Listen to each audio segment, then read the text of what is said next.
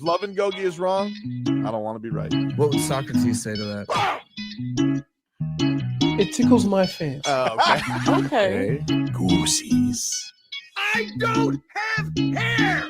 Oof. You got Marcos. That's not Wait. Yeah, That's true. You do got me. Get over here, Marcus. Let me look at you. They don't want it. Tobin and Leroy, ready to deploy. Had to hit her with a little journalism, but that was a decoy. Better have about me, boy. Okay, Leroy and Tobin, hold to the show, man. Still in the songs with the show, and till then his half moon open. Sometimes go taste like a snowman. No proof I'm alive, better more than no proof. Like I always wanted him, I never hated him, I never traded him, and if I did, I never ever traded him. You know what is a star? Like another city, the driver's side Florida. Gucci get large, so many more. 10 in the more, never a bar. 10 in the more, 2 to the P. Nothing to you, but it's something to me. Handsome as ever and cute as can be. You can watch us on YouTube with view for free. This one time for the Twitch. This one time for the text. This one time for the phone line. Whole time, wonder what they gonna do next. You know, I just wish you guys would stop the quibbling. Morning, everybody. Tobin and Leroy here with you. 560 WKM. Hello, Leroy. What's up? How are you, man? Everything good? Great. After that big win last night. Ooh, needed it, dude. Needed it. It's a little, when times are tough, the Finns never break. No, not the Dolphins. I'm talking about dudes from Finland. And anytime you need one of the Finns to show up, who's there? We're little Finland, dude. They're there to show up. They're there to show up, and you get to show the Toronto Maple Leafs. Daddy's still here. Okay, don't get cute. Don't get cute with whatever you think. Whatever you think this is, don't get cute. I needed it so much, though. I really needed that. I needed that losing streak to end. Woo. Have we played?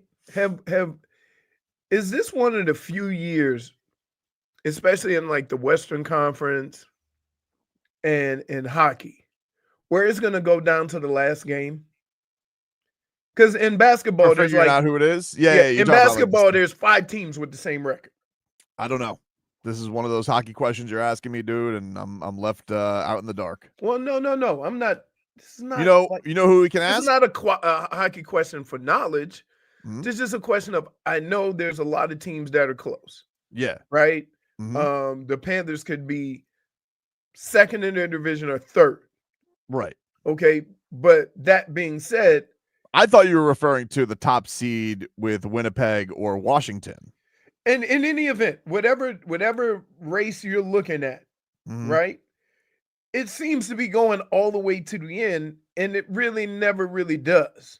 We can ask this to the great Randy Moller, who will join us later on today's show. So we will talk to Moles, and we will get his thoughts on last night's big win and all things Cats. But the Panthers do get themselves a much-needed win yesterday, and we'll get more to it in Road to Repeat as well. The rest of our headlines, which are brought to you by Doral Volkswagen. At Doral Volkswagen, choose from over 300 new Volkswagen models in stock, like the Tiguan, the Taos, and the Atlas. Remember, when it comes to Volkswagen, the great deals are at Doral Volkswagen. We got an action-packed day starting at 1:10 as the Marlins look to avoid the sweep to the New York Mets.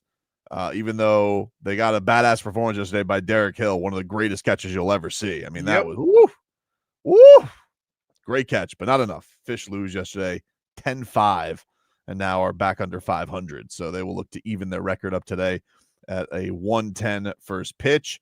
The Heat, they take on the Chicago Bulls tonight, and the Heat essentially, they win this and can win out. Like, they will control a home game, at least in the play-in, with the possibility of even stepping up into the 7-8 because the Bulls lose yesterday. The Bulls basically tanked yesterday's game to rest up for today.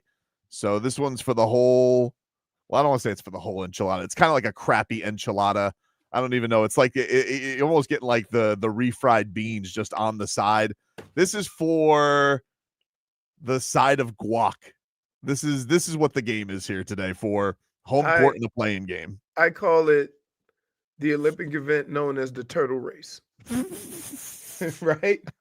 They're going to win a medal. The power walk when they try it. They're going to win a medal. Olympic event. And you're going to try to win, but it's still only 2 turtles racing. Al Mago says, this is the chips and guac before the main course. Yeah, it's definitely not the whole enchilada. But but what's on the table? Who's going to get more queso dip on their chips? This is that game tonight. It's not for all the marbles. It's for one non-shiny marble. Al Mackey said, the fact I said the same thing as Tobin has me questioning everything. Why? Dude, contrary to popular belief, nobody wants to be out here in them streets like you. Dade South says, this is just making plans to eat Mexican food. Now, that gets going tonight, 8 o'clock from the United Center in Chicago. Bam Adebayo will play tonight. He will return to action after missing the last game with back spasms. Andrew Wiggins remains questionable with a hammy. The Pinks! Dan, explain soccer to us. What does tonight mean? What do we have tonight? I don't know. Dan Day sitting in today in the producing chair by Frog Boy, who will always just mysteriously leave us. What do we got tonight for the Pinks? What's on the line? Well, real simple. I'll break it down for you. Win and you advance in this CONCACAF Champions Cup tournament. So basically, this is for the North American Federation of Soccer Club Teams Championship. All right. So they just got to win. No, by any means or measure, just win, baby. They lost the first leg 1-0. So they're down by a goal. A tie would mean they would have to go to extra time and a penalty kick. If they win, they're through to the final four, basically. All right. So LAFC, good team. If they win by more than one. Well, how are you going to win by less than one? No, they have to win by more than one because they lost 1-0. No, they don't. Why? Because it wasn't a road goal. Road goals only count more, Leroy. So LAFC winning by 1-0 is not an extra goal for them. No. So LA won 1-0. Mm-hmm. If the Pinks win 1-0, you're still tied. Then you got to go overtime. Or so if you win the game, you're through.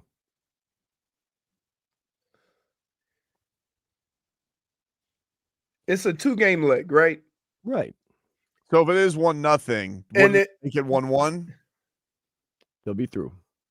Okay. Why? It's tie score. Yeah, but you got the win on home. They got the win at home. You got the win at home also. You'll be through. They'll probably go to extra time, but that's what I'm saying. You go to extra time because you have a 1-1 tie. Yeah, that's what I'm asking. I'm asking. So if they win 1-0, they don't just automatically move on. Well, the game's not over then. No, okay. All right. Then That's what I was asking. You continue to play till there's a goal. Wait, so they got to win by 2? No, they just have to win tonight. Okay. See, that's because then they would have more goals in the game in the aggregates. Wait, I thought was it a tie or was it a loss? They lost 1-0. Right. So if they win 1-0, what happens? There's no tie. If at the end of the regulation it's 1-0, then they would continue to play extra time until one team gets a goal that would break that tie. That's what I was basically saying. Okay. But the game doesn't end. I'm saying. But if in an extra time, if it's 1-1, they continue to. You probably go to. But they would lose. But they would lose if LAFC evens it up in extra time. No, I'm confused. Right. That's see. Now I'm not by myself on this one. Whoever leaves with more goals tonight advances. Right. But if it's 1-0, you continue to play. Then if you continue to play and extra time runs out, you go to penalty kicks. That's exactly what I said. All right. I'm trying to simplify it for you. I said so when I said I don't think you. Wait. I said they have to win by more than one because they gave up one goal. Okay, but at the end of extra time, if it's 1-0, still they'll just go to PKs. That's what I'm guessing. Yes, because every league and every tournament has different rules. But yes, that's what it is. So tomorrow morning when you wake up, if you see whoever won, that's what matters. That team is advanced. All right. They're going to play until the deadlock is broken or until if it's 0-0 tonight, Inter Miami's done. LAFC advances. Right, because they scored a goal. Whoever wins tonight advances. It's real simple. At the end of the game, at the end of the whole shooting match, right, whoever is ahead on the scoreboard will advance to the next round. Okay, and you see, you're including extra time and penalty kicks or whatever. Yes, okay, that's where we got a little disconnected because I'm saying if the game ends 1-0 and they're tied, then they keep playing until that basically 1-1 tie is broken. Yes. Okay. The Pinks. So whenever the refs walk off the field, whoever's ahead on the scoreboard advances. Gotcha. But they're gonna decide if it's 1-0 at the end of regulation. Even with the Pinks winning, they don't win because they got to keep going to either get to 2-0 or 1-1. But if it's 1-1, do they go to PKs, or does that mean that LAFC wins? If it is 1-1 at the end of extra time, LAFC still wins. Then LAFC will have won because on goals and aggregates. Gotcha. But they didn't win the game. I said. So if it's a draw at the end of extra time, Inter Miami wins the game tonight, they advance. Okay. But it has, but by PKs. No, or extra time. At the end of the game, if there's all zeros on the clock and Inter Miami is ahead, they advance because they're not going to stop the game if it's just 1-0. Okay. End of the game. See, you're skipping a whole bunch of steps that I was trying to simplify it for people who are maybe not huge soccer fans, and you guys have decided to jump in and make it more complicated. No. Here's what I said. Yeah, because I asked you. I said, Dan, if they win 1-0, what happens? Because they tie on aggregate. 1-0 because the game wouldn't end. Okay, but when you first said it, you said they win, they're in. But technically, if they win 1-0, they're not in. They got to do more to get in. Well, but it has to be more tonight. The game isn't over at 1-0 if it's Inter Miami leading 1-0. It continues. Right. But as a non-soccer fan, you understand how I find that weird. Yes, I understand. Okay. And when you say... I understand why I seem like an idiot, because I don't understand soccer. No. Nor do I understand aggregates nor CONCACAF rules. But I think I get it now. I get it. I understand it. Also, Dan, when you said how I feel when he asked all me they have to do is win. And so my question was, they can't win 1-0. They have to win by 2. They can't win the aggregate if it's 1-0 at the end of regular time. Right. So in effect, regardless, here's the kicker. If the game ends 1-0, they're going into extra time and they're gonna hash it out that way. If Inter Miami wins 2-0, it's over. Which is what I said from the beginning. If they win by 2-0, they win. Or if it's a tie, we lose. Right. To make it more complicated. 2-1 Pinks. Also a tie? Extra time. 2-1 Pinks would be extra time. No. Well, I don't know the rules in this one because the road goal would have gone to LAFC. So 2-1 we lose. We would probably lose, yes. So we need a shutout. Hopefully we can win 3-0 or 3-1 and it'll be all good, but yes. Soccer. Just tomorrow morning when you wake up, if you don't feel like watching the game, just if you see Inter Miami as the winner of the game, they have advanced. RVA Richie says, OMG, my teeth are being pulled. This could be an easier explanation. Well, you know what, RVA Richie? Then call in, dude. If you have the number, you know what it is. Go ahead, dude. I'm not stopping you. Like you're sitting here going crazy on your chat, and you could call in right now and you feel like you could do a better job, then that's fine. I think I get it now. The Pinks got to win they got to win, but they also got to keep LAFC off the board because they lost 1-0. So they're basically entering the game down by a goal. Correct. So keep score like that. Which is basically what I said to start off. Right. That they have to win by 2, in effect. In an attempt to try to keep things simple, I made things more complicated. So how about just listen to the game, watch the game, or just listen to us tomorrow and we'll tell you what happened.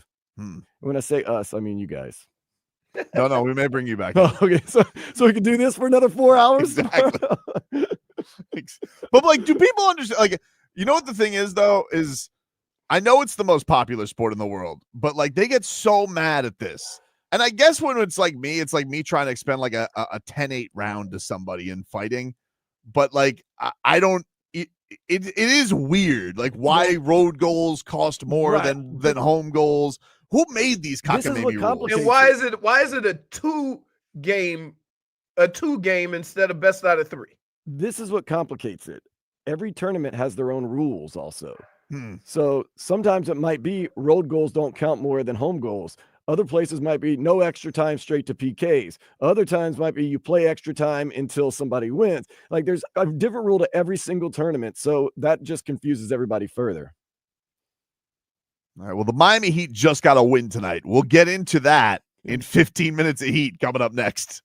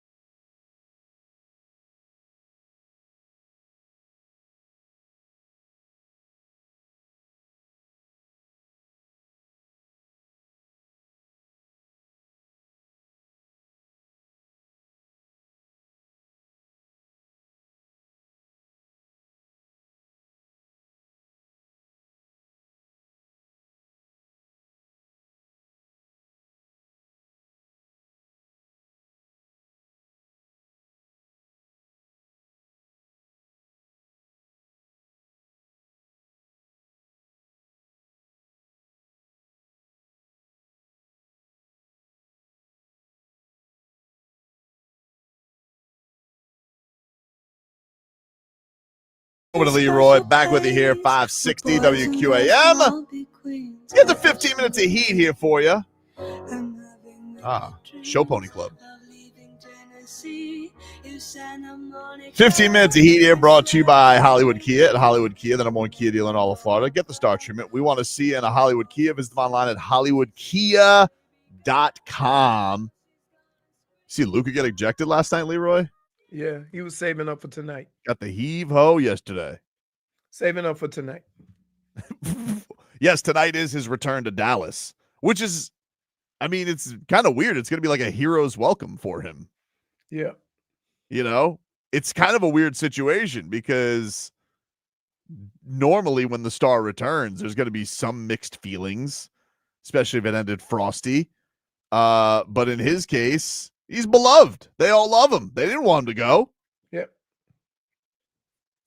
So tonight, that'll be going. But last night, the Lakers, they lose to the Thunder in the middle of the fourth quarter. Luka got the heave-ho from the official into what appeared like he was cursing out a fan, and the referee thought he was talking to him. And you know referees, sensitive. Which is Kicked something him that out. bothers me, right? Bothers me that officials are that sensitive when we look at the athletes on the floor and say, why are you being so soft? Yeah. Right? It's a weird thing. It was definitely an oddity to see. I know Luka whines a lot. Like he is a crybaby. There's He's no Kyle doubt about it. Lowry. Yeah. He may be worse than Kyle Lowry, and that's saying something. Because there is a measure to Kyle Lowry that where like Kyle Lowry will initially whine, but then he goes into what's known as negotiations with the referee. It's an art. But Luka's got to put up buckets while this is all happening. So he is absolutely killing the officials all the time. But in this case, I think the fan at OKC is the same fan he got into it with last year at the playoffs, and he called him some no words. But like, why can't the referee just take it back? Like, why can't the referee just be like, you know what? Never mind. I'm sorry. No. It never happens. Ego. The same thing happens with umpires in dugouts where they'll kick out the manager, and the manager's like, "What? Wasn't even me." Remember that happened when we were like over Aaron Boone? There was a guy sitting over the dugout, and they throw him out of the game, and he's like, "No, you're out of here." He's like, "What?" So anyway, I mean, it seems that in sports, for those guys to be that fragile with what goes on the court or any field seems to be a bit much. A bit much, dude. A bit much. Pretty wild. So in a bunched up Western Conference right now, last night you had the Warriors. They put it on the Suns. Suns suck. So they put it on them. The Timberwolves lost to the Bucks. Oh, gave up. Oh, they had one of them heat quarters. Oh, yeah. 40 points. They were up 24 quarter. in the fourth quarter. Mm-hmm. And had an old 40-13 quarter. And the Clippers beat the Spurs. So you still have a very bunched up bottom. There's five teams at 47-32. Yep.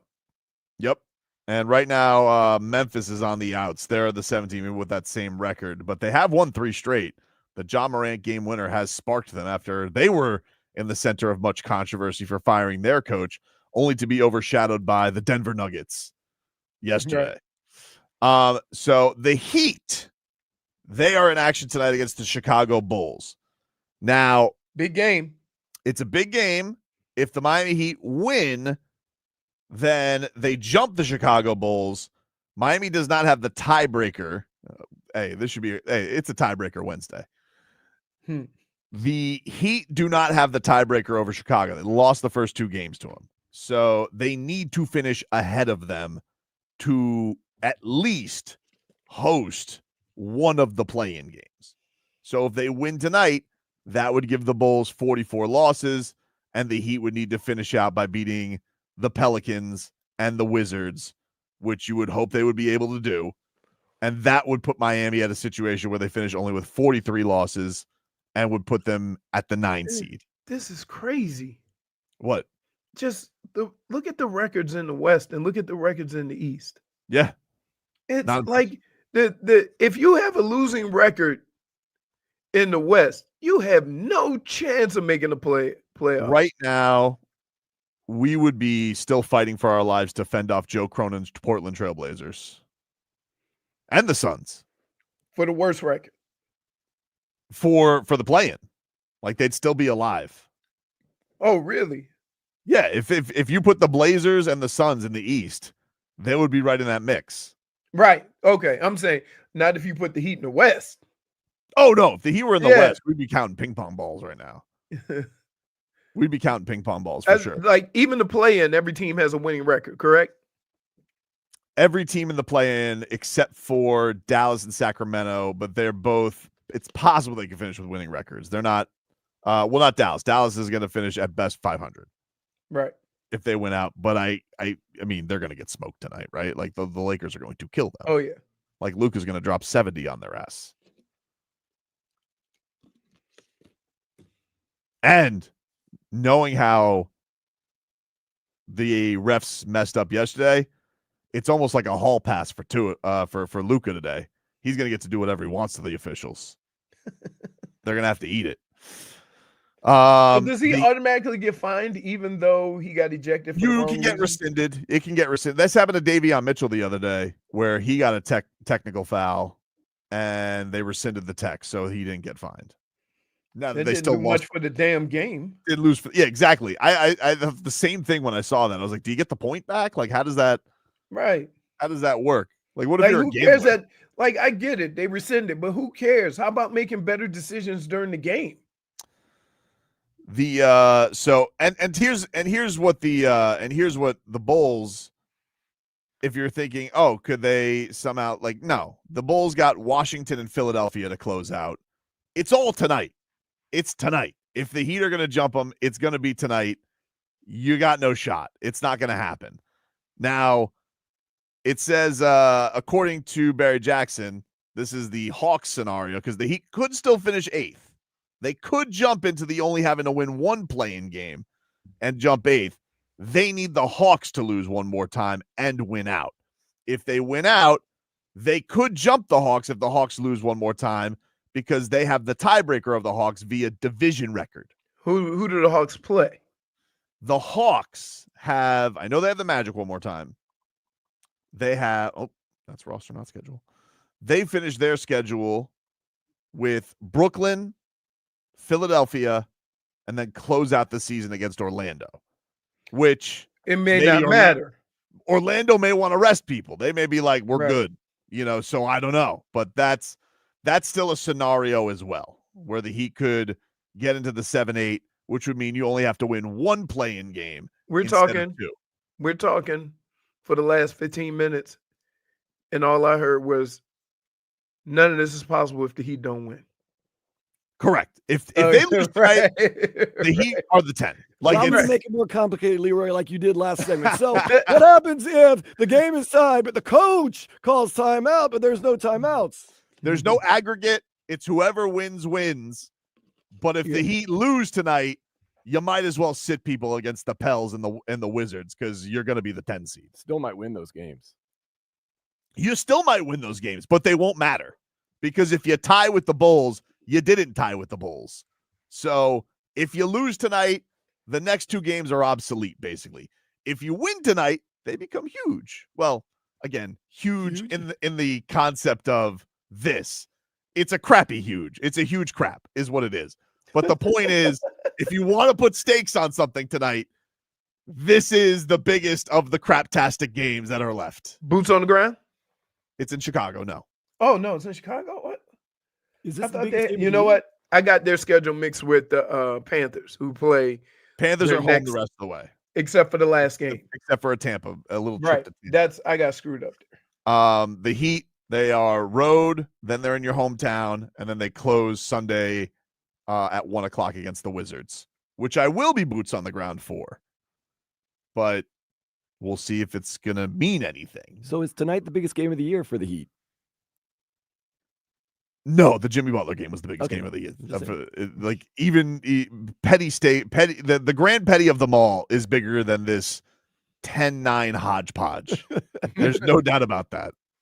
I don't care. This Like, play and dance. it would have hurt so much more to have Jimmy Butler just kill the Heat than it would have being the 9 or 10, because who cares? Like, you're still going to have to win 2 games. It's like Michigan beating Ohio State and they go on to win a national championship. We Right. don't care. I don't care. You had to get the Jimmy game. That was the biggest game of the season. But I guess you could say, Dan, biggest stakes of the season? Yes. That's probably the best way to put it, I guess. They got that Wagyu on the plate tonight. Yep. We'll take a break. Speaking of the Cats, big win last night. We'll hear a little bit of the goal calls as the Cats get themselves a victory over the Toronto Maple Leafs. Back after this.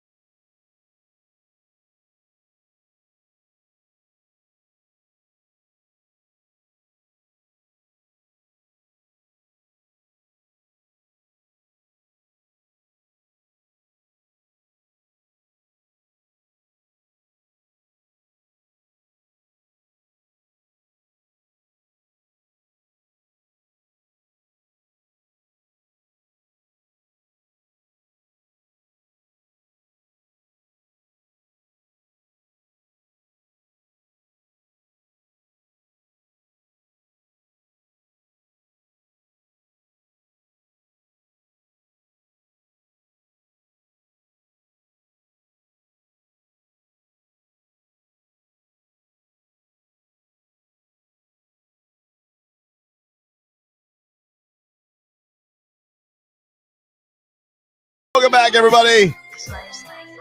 Tobin and Leroy here with you.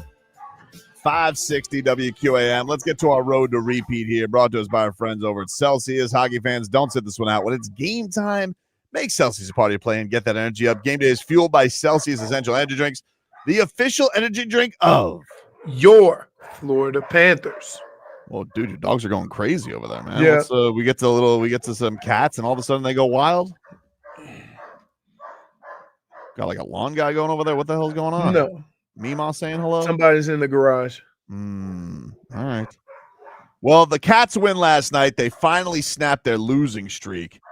Oof. Needed it last night against the Toronto Maple Leafs. I got to tell you, I don't mean to take too much credit, Leroy, but buckle up.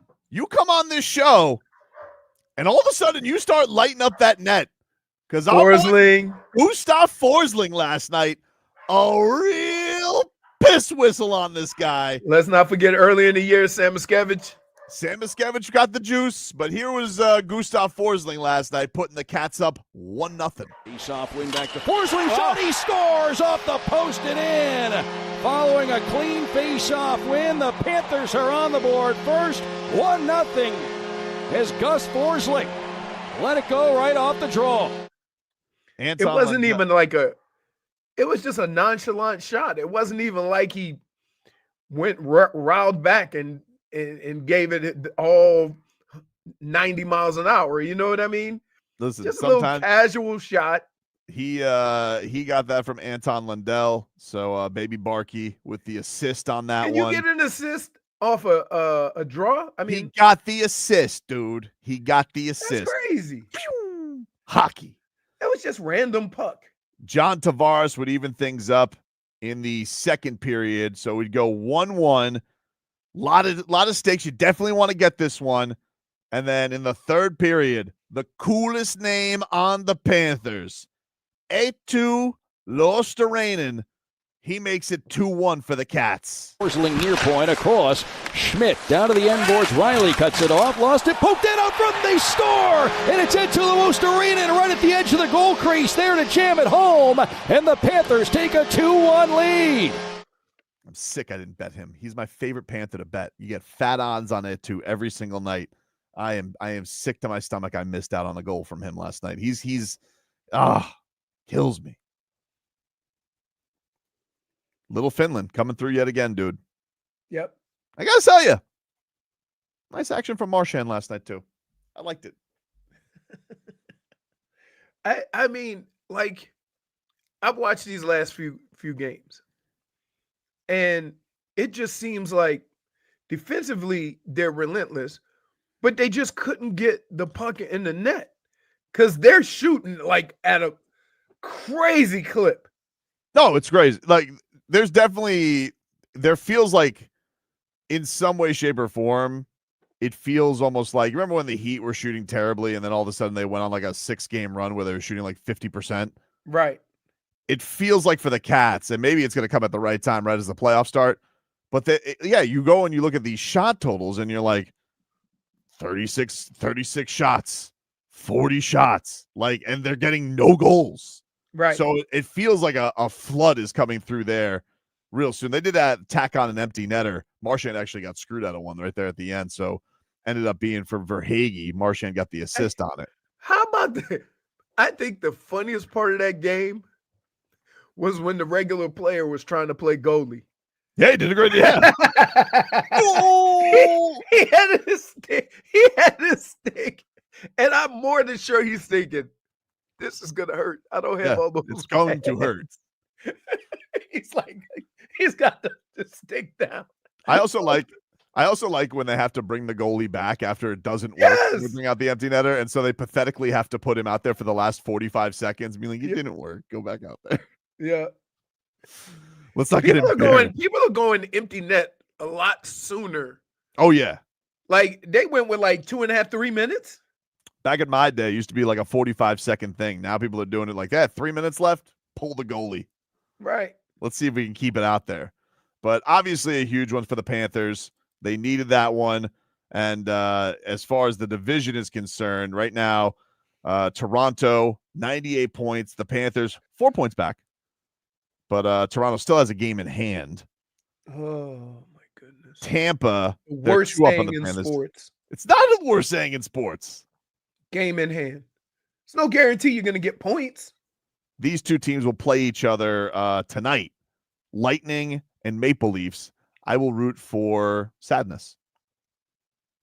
Who you need the Lightning to win, right? I mean, you're chasing both of them. I don't know. I guess, yeah, they're further ahead, but then that would make them even. Are the Lightning further ahead or the? No, the Leafs are in first place. The Leafs are in first place. They have 98, but if the Lightning win tonight in regulation, they'd have 98. Okay, so yeah. The Panthers do have one more against the Lightning. So keep it at 98. I guess I got to root for that bastard Kucherov. Yeah. You don't want nobody to get 100. I'm not watching. Then you can't tonight. reach it. I'm not watching tonight. I'm not keeping tabs on that. Like, it's, you know what? I'll look at the score later, and you guys can all tell me what happened between that. But I wish them no success. How about that? Both teams. Yeah, except for like Ekman Larson and Lundell. Like, I love them, but not if the series starts. Like, sorry guys. Like, I know you're on the cup, but them's the breaks. I don't know what to tell you. Cat's about to get 2 patches on that cup. Yeah. Very excited. We're going to talk to Randy Moller, by the way, coming up in the 12 o'clock hour today. Yeah. We'll get his thoughts on all things Panthers. But it was definitely his sweat is hockey. His sweat is hockey? Just everything about him. He exudes hockey. Yeah. Yeah. No, he is. He is a hockey lifer. Voice. He's a Panthers lifer. Yeah. My first thing at 790 was cutting up Randy Moller highlights. Really? Him and Billy Lindsay doing the old Panthers games. I'll never forget it. I was doing the Richard Zednick game. Got his neck cut. Oh, that crazy. Might be one of the most disgusting things I've ever seen. It was crazy. And I've seen bones pop out of legs and arms. Oh my God. There was nothing. I very rarely, when I watch sports, do I see something and cringe. Yeah. Right? As far as, because the seriousness of it even has me cringing. The Damar Hamlin thing, when he was shaking and like that was terrifying. But the slash to the throat with it was so much blood. It was crazy. And I was like, I ended up one game, like one of the first games I took the kids to. We got good seats from the station, and we were sitting a lower bowl, and I'm sitting here, I'm like, I think that's Richard Zednick in front of me. And I'm like, I couldn't stop looking at his neck. It's like, you're the only person I know that goes to any sporting event and the most important stuff has nothing to do with the sporting event. Hey, what do you mean, dude? If Richard Zednick is sitting in front of me, I'm gonna notice that. Here, case in point.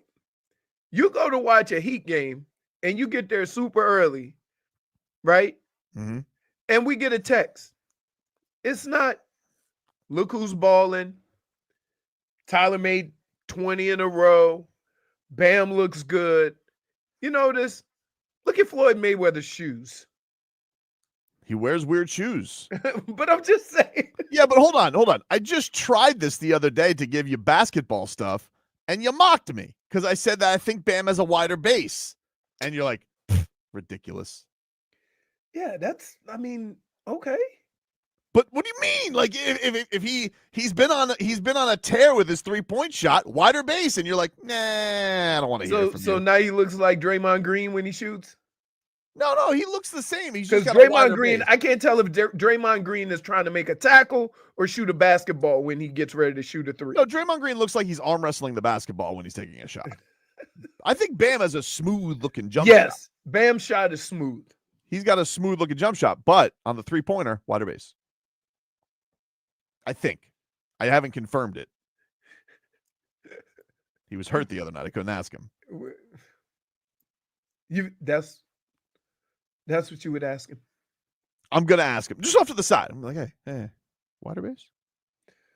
Oh God. What?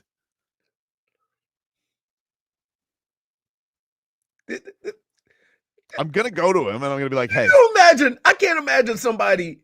Hey, broke a lot of tackles today. With wide base? You wouldn't appreciate that? No. Why not? Because you spend your whole life as an athlete trying to do whatever you can to improve. So if that's part of it, the most important thing is that you're making more 3-pointers, not how. Hold on, though. If you changed a tactic, right? Like, let's say, I don't know, you did hand on the lace, hand on the ball, whatever, 2-hand system, and Mary Kay Cabot came up to you, not in a scrum, just like off the side, be like, hey, you doing crab hands? You're like, you noticed, Mary. You noticed. What the hell is crab hands? I don't know. This is what I mean. Wait, this is what I mean. This is exactly. You just made my point for me. Like, even you tried to represent other media members and you could not be you. Crab hands. And they're like, who? Wait, is this? Pew, pew, pew, pew. Really? You ever try to catch something like this? I kind of pictured it like this, you know? Anyway. Oh, the crab. Yeah. Dude, nobody cares of football like this. We'll take a break. Hour Tua is next.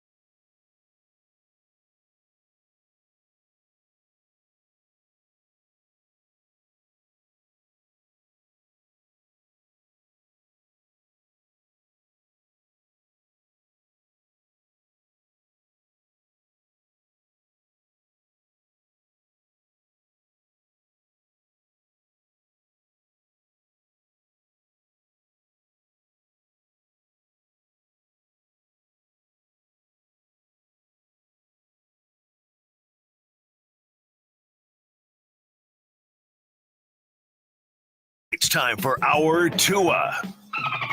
It's our Tua. It's our Tua. It's our Tua. Tua, Tua, Tua. Tonga Vailoa. Not Tua Tagovailoa. A for effort. Dolphins quarterback. Tua. It's our Tua. It's our Tua. Tua. Tua, Tua, Tua. Tua, Tua, Tua. Chris Sims can go to hell. Tua Tagovailoa. Dolphins quarterback. Daddy loves you guys. Our Tua with Tobin and Leroy. Check the history of food. Our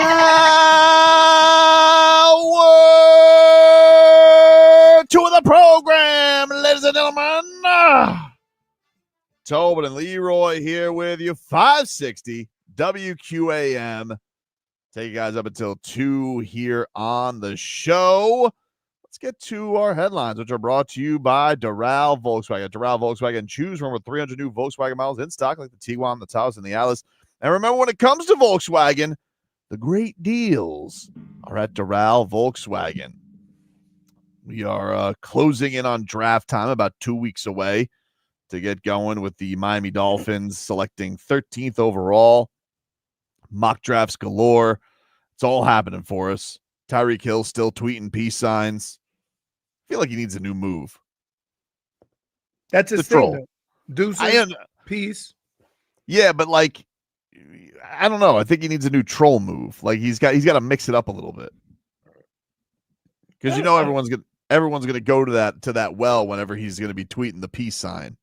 They're gonna think, his thing. That's always been his thing. I understand it's his thing when he's scoring touchdowns. It's supposed to be.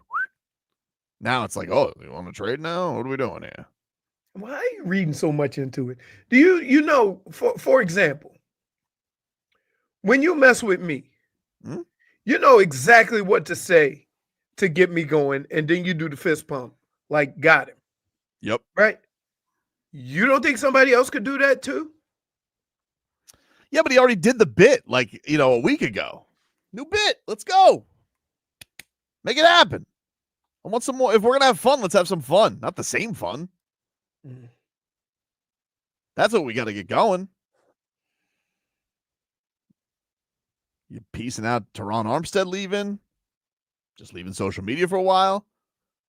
I don't think he's trade requesting. I think he's made that clear he doesn't want to leave. Even though I did see more suggestions of it. I saw, what's his name? Albert Breer from Sports Illustrated. He came out and he was like, Dolphins should look into trading Tyreek Hill. Bevy of picks. The thing with the Tyreek Hill thing is, does he get a bevy of picks? I think he gets a pick. I don't think he gets a first round pick. I think he gets a second and a third. And would you do that? Like, let's just say contract, a second and a third. A second and a third right now. Going into it, you'd have 12 picks if you're the Miami Dolphins. Where's the second? I'm assuming low because I assume a contender's going to do it. Right. So I'm going to say lower tier, second round, third rounds. How about Tyreek Hill and draft picks for a quality offensive lineman? I would like it, but I think, didn't we have this debate last year and you said no team on earth is going to do that, which I thought was crazy. I just think that we can put whatever twist we want on this team needs a quarterback or this team needs a running back or this team needs that. I think the rarest thing in the National Football League is a consistent offensive line. There's so many teams. Is it, or are we just scarred because of what we've been going through? Throughout the league. Throughout the league, nobody has consistency at that position besides teams like Philadelphia. Buffalo does. Baltimore. Right. So maybe they were built that way. I mean, Philly was built that way. Philly was built from the inside out so that you didn't need Hall of Famers either running the football or throwing the football. Then when you had a chance to get somebody like that, It just plugged right in, and it made everything look that much better. Mm-hmm. But even without Saquon Barkley, and even without Jalen Hurts getting his money, they were still contenders because they had offense and defensive line.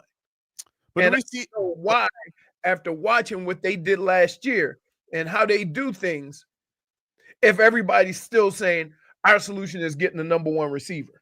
But I think the thing that but we haven't really seen the Dolphins, Mike McDaniel and that offense. Like, we've seen how much he loves giving the ball to Tyreek Hill. He changed it up last year because he got shook by the two deep thing. But the Dolphins offense is special because of Tyreek Hill. Like, he is. I would say this. I would push back on this. It wasn't the too deep. I think a lot of times coaches overcoach, meaning that they predict or project what they think is going to happen and come out with a game plan to counter that before it happens. And so when you look at this team last year and you think of the woes at the offensive line, then automatically the solution became get rid of the ball quick, toss it, get it out of the way, away from the offensive line. And it looked like for the entire year that's what the point of emphasis was, to get the ball out of Tua's hands, to get the ball outside because you didn't trust your offensive line. That being said, you may have jumped the gun on it and people put it on other things like cover 2 or whatever. First of all, cover 2 doesn't matter in this offense. They run a lot of crossing routes. So it actually helps with those 2 deep safeties and you being able to run crossing routes. It didn't feel like it helped last year, though. Like, they didn't get their guys the ball enough. But again, it's because look at where a majority of the passes were. I think they jumped the gun on adjusting to something that never really happened. And then you get caught up in throwing all these short passes, and somebody else could look and say, oh, they're afraid of this cover 2. No. It's got to be part of it, though. Like, first of all, they mentioned it all the time last year with why they weren't doing it as much, because it was very noticeable how much they went away from it. Like, the announcers were, but team. I've seen coaches overcoach. And I think when you have an offense that leads the league in everything, right? That means you put yourself in a position where they have to stop you. And until that happens, you don't make adjustments. And we started the season making adjustments based on what the other team would do. And now you're searching when you should never be searching because you were the dominant offense. Right. But so I'm asking, do the Dolphins have it in them if they trade Tyreek Hill to actually be a good offense without him? Like, you're asking the question, like, does Jalen Waddle have the ability to step up and be your number one? You have Jonnu Smith, who obviously they leaned into a little bit more. Like, if they actually were to do that. Here's what I would say. Right now, all the conversations with Mike McDaniel, the offense coordinator, Tua, with everybody is, hey, we need to get back to what we did 2 years ago. How can we accomplish that? Because we made a lot of adjustments to protect Tua and to protect the offensive line, and we weren't very effective in the game, even though we accomplished that. I think you got to play to win. And whatever that is, you deal with it. And if there's some adjustments, you make adjustments during the course of a game. You can make adjustments to something you don't know that's going to happen. See, my thing with it is with Tyreek is it's not that I think he's very obviously still the Dolphins' best player, even with the emergence of Jonnu last year in the offense and Jalen Waddle being younger. Mm-hmm. I think it's clear that he is. But I guess the question with him is, one, how many elite years does he have left? And are the Dolphins going to do any real winning in that period? Because if you're not, then I think you consider trading him and then figuring it out from there, because everybody else is pretty much younger. And then you got to really know and assess of where you are at as a team. And I think from their standpoint, I don't know what they've done this year that would make you think that they're going to be any closer to the Buffalo Bills, because everything else we're doing is just projecting. Everything. Yeah, but here's the other thing, is that for the last 2 years in the offseason, your whole season has been predicated on not who you signed, not who you drafted, but who's coming back. And I also think you need to move away from that, because health is not promised. And you thinking you're going to get the same player that left is making a terrible assumption. So I think they should use this opportunity at key positions to, one, get younger. Okay, because the last couple of years they were old as hell. Yep. You have some guys that are ready to step in, Patrick Paul, and you Hopefully. got more guys along the line of scrimmage that are younger and may have a chance to play 2, 3, 4 years together. You got to do something at running back. Now, to me, I think running backs have struggled because of the style that you're asking them. Like, you want all your running backs to have speed. Mm-hmm. Then when it's 4th and 1, you ain't got nobody tough enough to just go in there and just get a damn yard. And you saw it all the time with the tosses and the 4th and 1 tosses and quick pass. Like, man, football is still line up and beat the guy across from you at some points during the game. And they can't do that. And their guards suck last year. Right. Okay, that's all fine.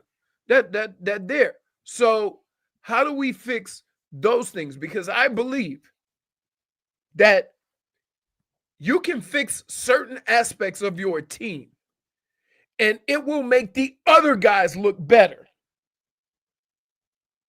Saquon Barkley is great. Saquon Barkley running behind the Philadelphia Eagles is awesome. Oh my God. You see what I'm saying? Mm-hmm. So if I would have taken Saquon Barkley or Derrick Henry and put him in this offense, with that offensive line, they're not going to have any room to get to the secondary. Well, I guess the thing is, so like, let's just say theoretically, like an Eagles or some team that was, I don't want to say the Chiefs. It just seems too obvious. Like, Well, they're looking for offensive linemen too. Sure. So, but I'm just saying, like, is it better for the Dolphins to just really, obviously it's a big year for Chris Greer and Mike McDaniel, and they haven't had the purse strings open up. They didn't restructure Tua's contract. They're not mortgaging future. But even with that said, is it still better upon this to just go into this year if you really did have some team that would be like, hey, couple picks for Tyreek Hill, you get even more bites of the apple. Let's say you're going to be up to now 12 picks for a lot of needs that they have. I mean, we're talking cornerback, defensive line, offensive line. They have a lot of holes that they got to fill.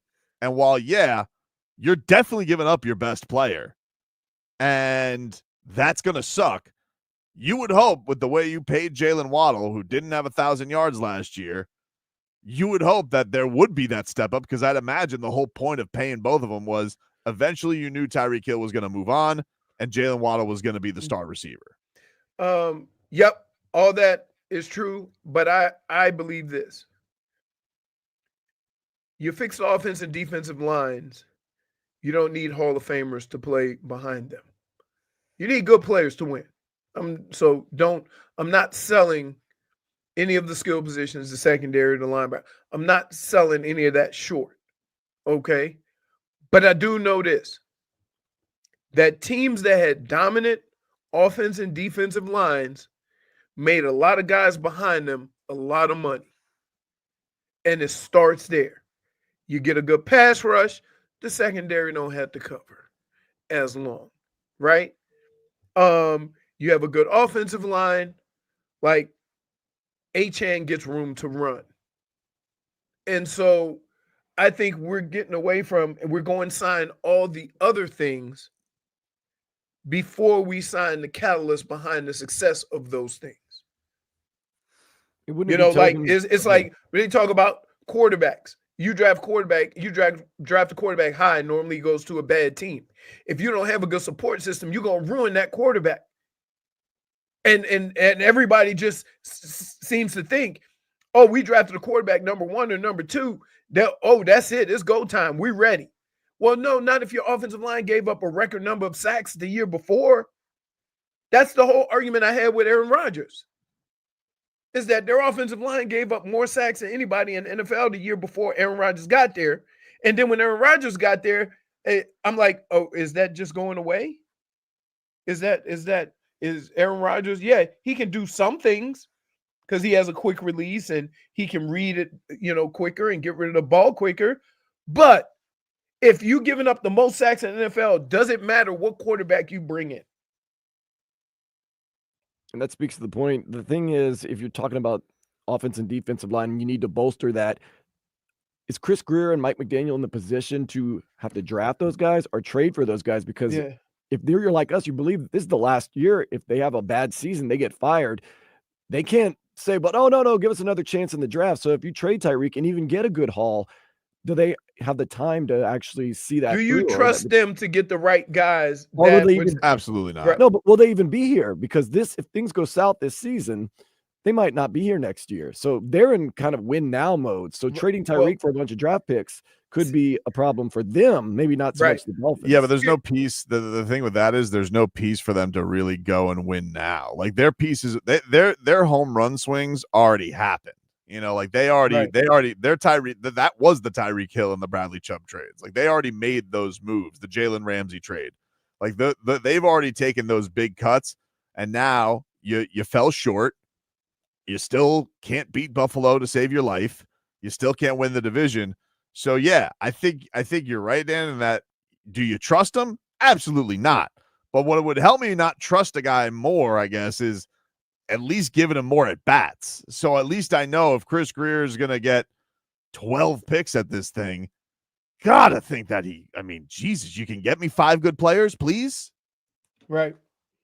I would say this, that I get everybody wants to win now. And I get why we would think that Chris Greer and Mike McDaniel, like they were on thin ice. I get all that. Okay.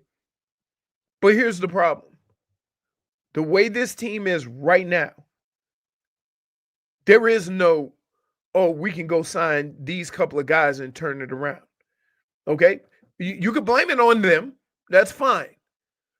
But I would feel better about what they're doing if they solidified the things that can last long term. And that would warrant me giving them more time. Okay? So if you came to me after the year and said, the Dolphins were 10-7, they made the playoffs, but they didn't win a game, but they had the second best offensive line in the league or the top 5 offensive line in the league, that is a huge step from the previous year. Yeah, actual change in velocity that looked like it was right. You see what I'm saying? So, like, whereas some people are only look at the record, I'm not looking at the record. If I have a problem with a coach or a GM, it's ending the season with your team looking like this, where you got so many holes that you don't know which way to go. And that's the problem this team has now, because they tried to sign all of these players and forgot about what runs football. And what runs football is offense and defensive line. Those other things will get you over the top. I'm not questioning that, quarterback or whatever. But if you start me with an offensive line and a defensive line, it's easier to fill all the other stuff when offensive linemen and defensive linemen are at a premium right now. There's too many holes. It's easier to get stuck in the maze. I don't need rat cheese references. What are you doing? We talking real sport, football. I'm in my element. And this guy start talking about rats and cheese. You wonder why we argue. Take a break. Back up to this. Big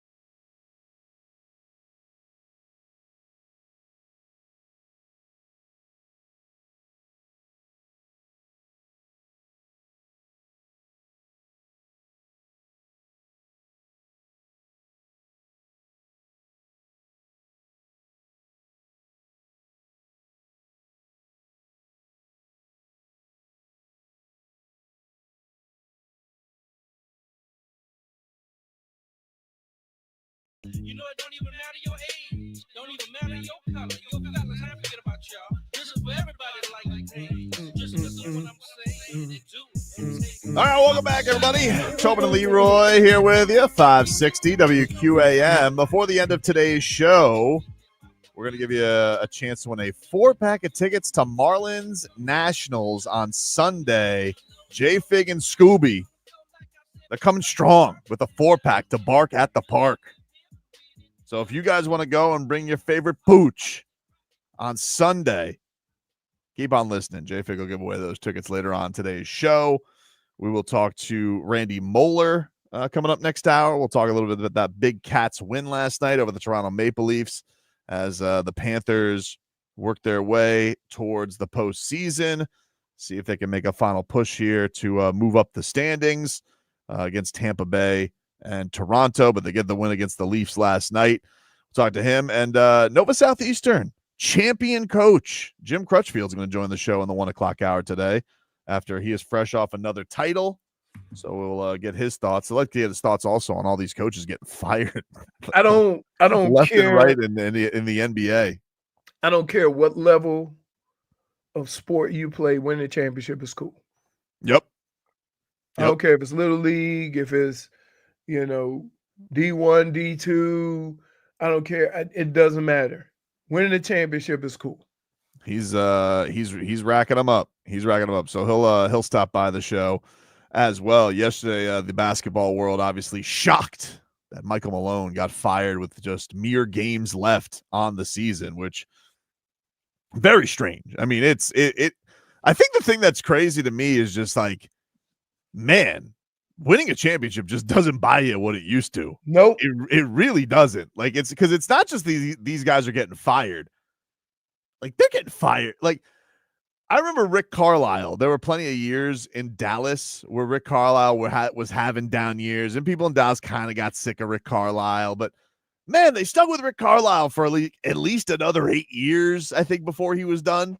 Yep. Now, like, all these guys are getting fired 2 years after winning the chip.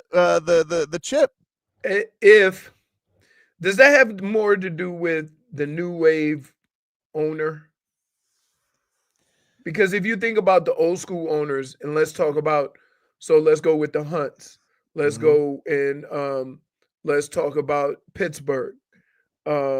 These guys have been owners since the beginning of time, right? And they seem to be more patient about what they do and how they do it, especially Pittsburgh. Pittsburgh doesn't care their fans don't want Mike Tomlin there. Right. They don't care. Mm-hmm. And today, with all of these rich guys, the one thing they've never had to deal with in their life is criticism. So they make sudden moves. They make bold moves because they don't like the criticism. So it's funny because the players, you don't want them to have thin skin. You're going to hear stuff. That's part of the game. Blah, blah, blah, blah, blah. Nobody else in sports is like that. Not even the refs, not the owners, because everybody's making erratic and sudden moves. Well, like Al Mago says, I think it had to do with player empowerment. Michael Malone went at his players, which he did. He yelled at them. He said, I'm supposed to call him out, but newsflash, Michael Malone has been calling out his players for 10 years. Like, right. He's a jerk. He is a jerk. You're being mad at Mike Malone now for being Mike Malone. Right. Like, it's weird. Right. And he has a championship, so he's not going to not be Mike Malone. Right. It's a strange thing to me. And I don't love the guy. Like, I didn't like him taking pot shots at the Heat last year. Right. But I don't understand with 4 games left, you're like, well, this is going to jolt our team. It is, I guess, if you look at Memphis. The other thing is look at an organization like the Heat. Like, they're going to do what they're going to do, how they're going to do it. They trust the people in power. They trust the coaching staff. They trust all the ways they do. They don't care what we think. They know what they're doing. But the thing that's crazy is the Heat are the weird ones right now, Leroy. Like, they're the ones where it's them, the Warriors, and the Spurs. And I don't even know how much longer Greg Popovich is going to coach, obviously, with all of the health stuff that he went through this year. But Greg Popovich would be coaching if he was healthy. Correct. So, like, is the standard now? You got to win 2 championships to buy some time? And maybe like I know Spo's come under question, right? Like I get it that there's been fans this year who are like, Spo's lost his touch. Put him up in the front office, have Chris Quinn coach, have somebody else coach. Fine, all right. But Mickey just got into the Hall of Fame, Mickey Arison, and what he said that stood out above all was, "I'd like to be invisible. I hire people to do their job, and I get the hell out of the way." Correct. But the other thing that's been noticeable, like in this situation with the Nuggets, is there was a big disconnect with him and the GM, but they both got fired. Normally, one guy gets to keep the gig. Right. Both of them getting fired is just crazy. Like it's and to do this all with having a player like Nikola Jokic on your team. Right. I mean, what the I can't wrap my mind around it. It's crazy in that you have a coach who has coached a certain way and won you a championship.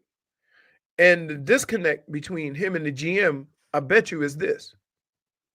The GM don't want no pissed off players because they're going to want to go somewhere else. So maybe the GM says, hey, Mike, we need these guys for the near future. And Mike is a basketball coach, and it's his job to get the best out of all of his players on the floor. So he's got to do what he's got to do. If he gets some hurt feelings, them's the breaks. But they won a championship. So I can see how the disconnect between the coach and the GM could happen, especially with Mike Malone, because the GM doesn't want any problems. Listen, the GM doesn't have to negotiate contracts. It's already slotted. But the one thing he can't deal with is a disgruntled basketball player that wants out. Dade South says, what would Spo have to do to actually get fired? Fired from the organization? Nothing. So he's on the outs? Because if there was anything that could possibly happen that would lead to that, Spo wouldn't have been the coach in the first place. That's what you have to understand. You see what I mean? So, because even the last time a coach was there's the last two times Riley stepped down, Riley was going to go back to being the president.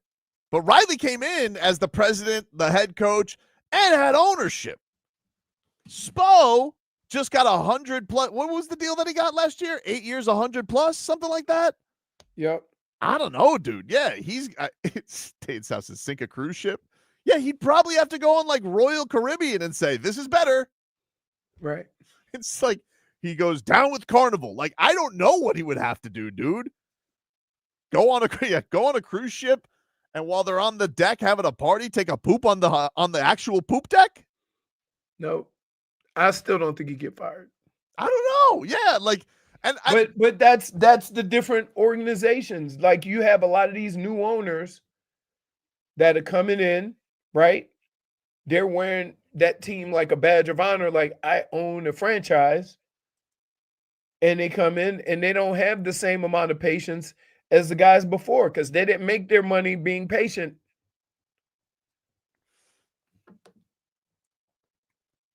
Wade says, any update on Jovic, dude?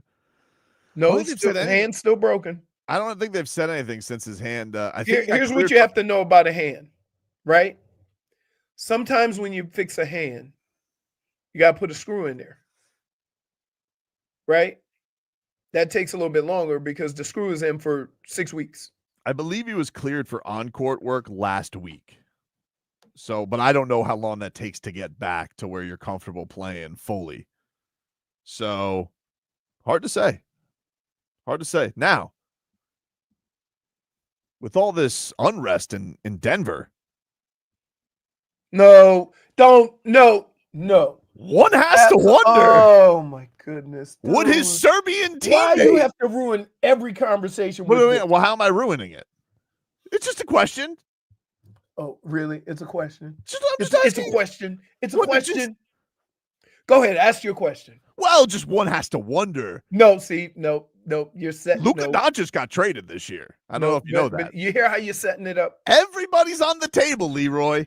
And I know them Serbian brothers. I know that those Joker brothers love them some South Florida. And they got a little brate here and Nikola Jovic. I don't know. One has to wonder, does the Joker make a stink this summer? Find out at 11. I'll put a pin on it for right now. Put a pin on it. We'll take a break, mix things up on the other side. Back after this.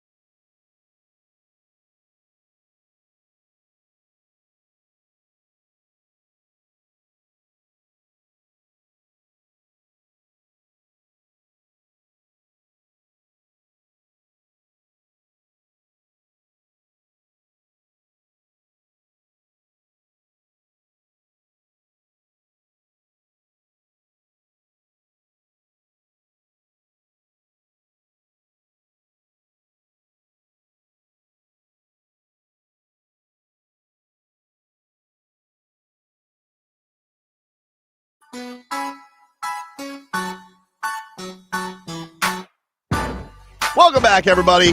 Tobin and Leroy here with you, 560 WQAM. Take you guys up until 2 here on the program. Let's get to the mixed bag.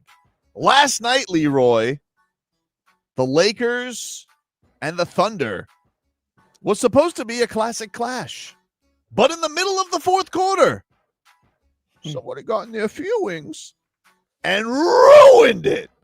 Luka Dončić kicked out of the game. Here's the call on the Lakers radio network. Luka throws up an 8-footer. Good. And the Lakers lead 108-107. Oh, Luka just got thrown out. Why? He was talking trash to a fan, and the referee thought he was talking to him. Oh, this is an absolutely horrible decision by JTR, by the official. Absolutely horrible. You cannot throw a star player out of an NBA game for talking to a fan. No, the referee thought he was talking to him, and that's why he threw Luka out. You cannot do this. Oh, my gosh. This is unconscionable. You cannot do this in a game that's this good. This is one of the worst pieces of officiating I have ever seen, and I've done this for 25 years. Wow, that's a call right there, dude. This is Tony Brothers. This was his quotes to the Pool Report. Why was Luka Dončić assessed a first technical foul by JTR? Brothers, he directed profanity at a game official. Why was he assessed a technical foul, a second technical foul by Orr? Was it the official's judgment he was speaking to him or a fan? Brothers, he looked directly at the official and used vulgar language. Now you're not allowed to have it in your direction. It's like it's like a hurricane cone of uncertainty. Dude, how long are we going to talk about players being soft without looking at officials? Like, if you on a sports field of any nature and you're offended by words, you don't need to be there. You don't need to be on the court, on the field. If you get your feelings hurt by a couple of words, because here's what I would say. Every good official I ever dealt with, you say, come on, ref. He goes, that's what I saw. Okay? He'll give you an explanation, and that's it. That's a judgment call. I respect judgment calls. But what happens is these officials get up in their feelings, and you come on, ref. One more time you come at me like that, and you're getting a penalty. Like, whoa, what? So unbelievable. Well, here the league and the officials and everybody else is going to back up this guy, and then somebody going to show videotape of him being an absolute liar. Then what? Here was Luka Dončić after the game on what got him kicked out. You like to engage in some friendly banter sometimes with fans throughout the game. So was that what's going on in the fourth, and the referee misinterpreted? Or how did you see that happen? Yeah, I mean, you can see it that happened, but I never got a fan ejected, never. But if he's gonna talk, I'm gonna talk back like always. So that had nothing to do with the ref. So I didn't really understand. Yeesh. And the arrogance of these guys. God forbid you should go back to that mic and say, I made a mistake. He wasn't talking to me. Yeah, they don't have to. They don't have to. He didn't even have to talk. His crew chief had got to talk about it. Right. Because you can hide. See, listen, if you want accountability, have a press conference for officials too. Yep. Agreed. 100%. We don't need a 2-minute. We don't need a 2-minute ruling. They treat these officials like the president. They walk in with a police escort. Yeah, they clear the hall. Clear the hall. Like, who's walking through? The refs. Get out of here, dude. You got Secret Service for these bums? And look, I know that, and I say this about football officials. The job that they have is extremely difficult because, let's be clear, you're asking an old-ass man to keep up with a 20-something-year-old at the speed that they're going and figuring out what's going on the field. And my only problem was, and I said this when I was playing, we're supposed to be some of the best athletes in the world. Why you got a whole bunch of 50-year-olds chasing us around? Like certain things they're going to miss. That being said, I don't need a 2-minute report. Like, if an official saw that and he told me that's what I saw, I respect that. Even though I may believe that's not what happened. He's owning it. And also, but in that case, in the case with Luka, right? And Tony Brothers tried to bail his buddy out. He was looking right in his direction. Yeah. There's 20,000 fans over there. He don't have to be looking at him. When you get to a point where somebody says a no word to ejection, he better be in your face. Right. Calling you a mother bleeper. And what are you going to do about it? Like, that's got to be the level of disrespect. Would you believe I've never during the course of my career told an official that was a bad call? Really? Never. Never. Tommy Tobin's already got you beat by a few. It's hard, but here's what I have. I say, I go up to him. I say, what happened there? Right? He said, you did. No, I didn't. Because I didn't move until, or whatever. Mm-hmm. And I said, it sucks because you're not going to call me and apologize when you see the film and see that I was right. I like the idea, though, like that back in the day that he has to get on a payphone and throw quarters into it to call you up. Can't even just shoot you a text back in the day.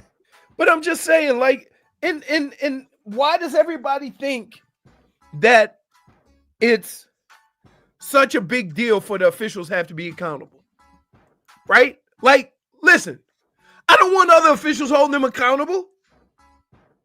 Let them do a little 10, 15-minute presser after the game. Not even. Let him. What is that going to take? 4 minutes? Right. Exactly.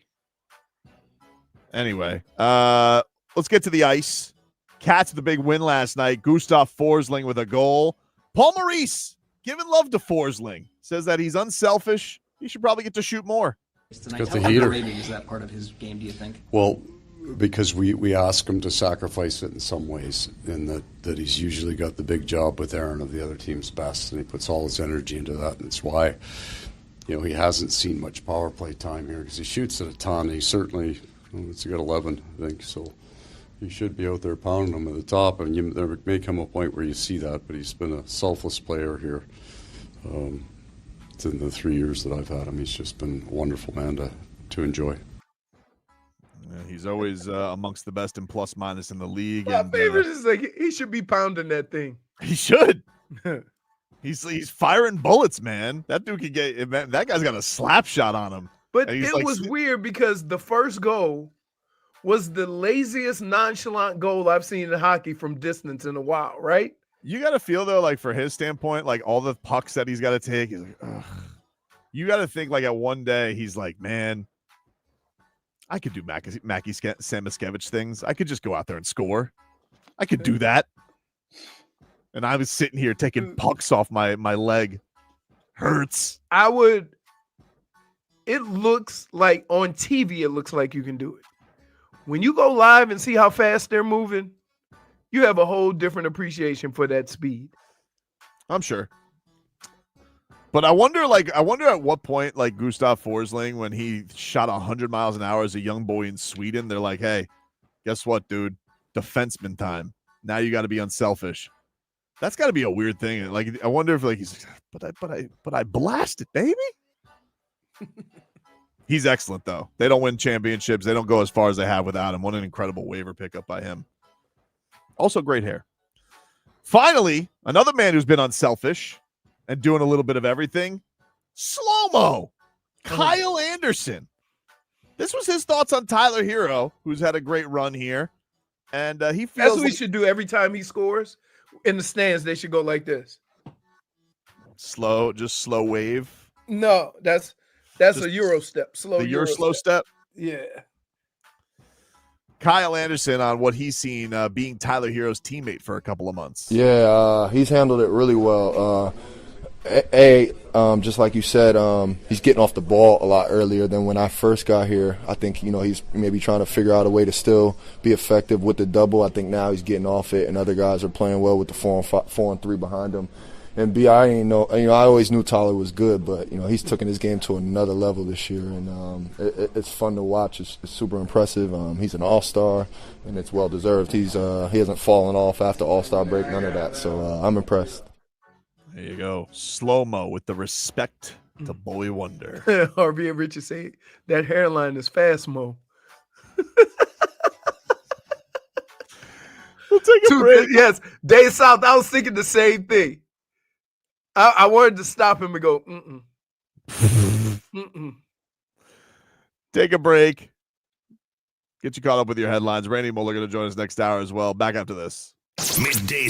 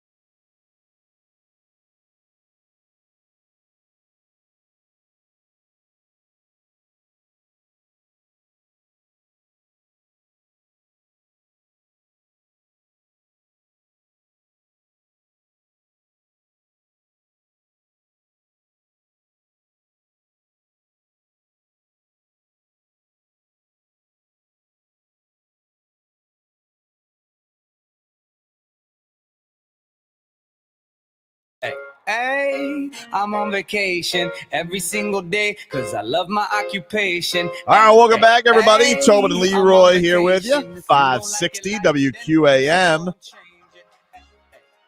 Leroy, can we get a weather update from the Demesman and Dover Law Firm? Your accidentattorneys.com. Free consultation 24/7. Call at 866-954-MORE.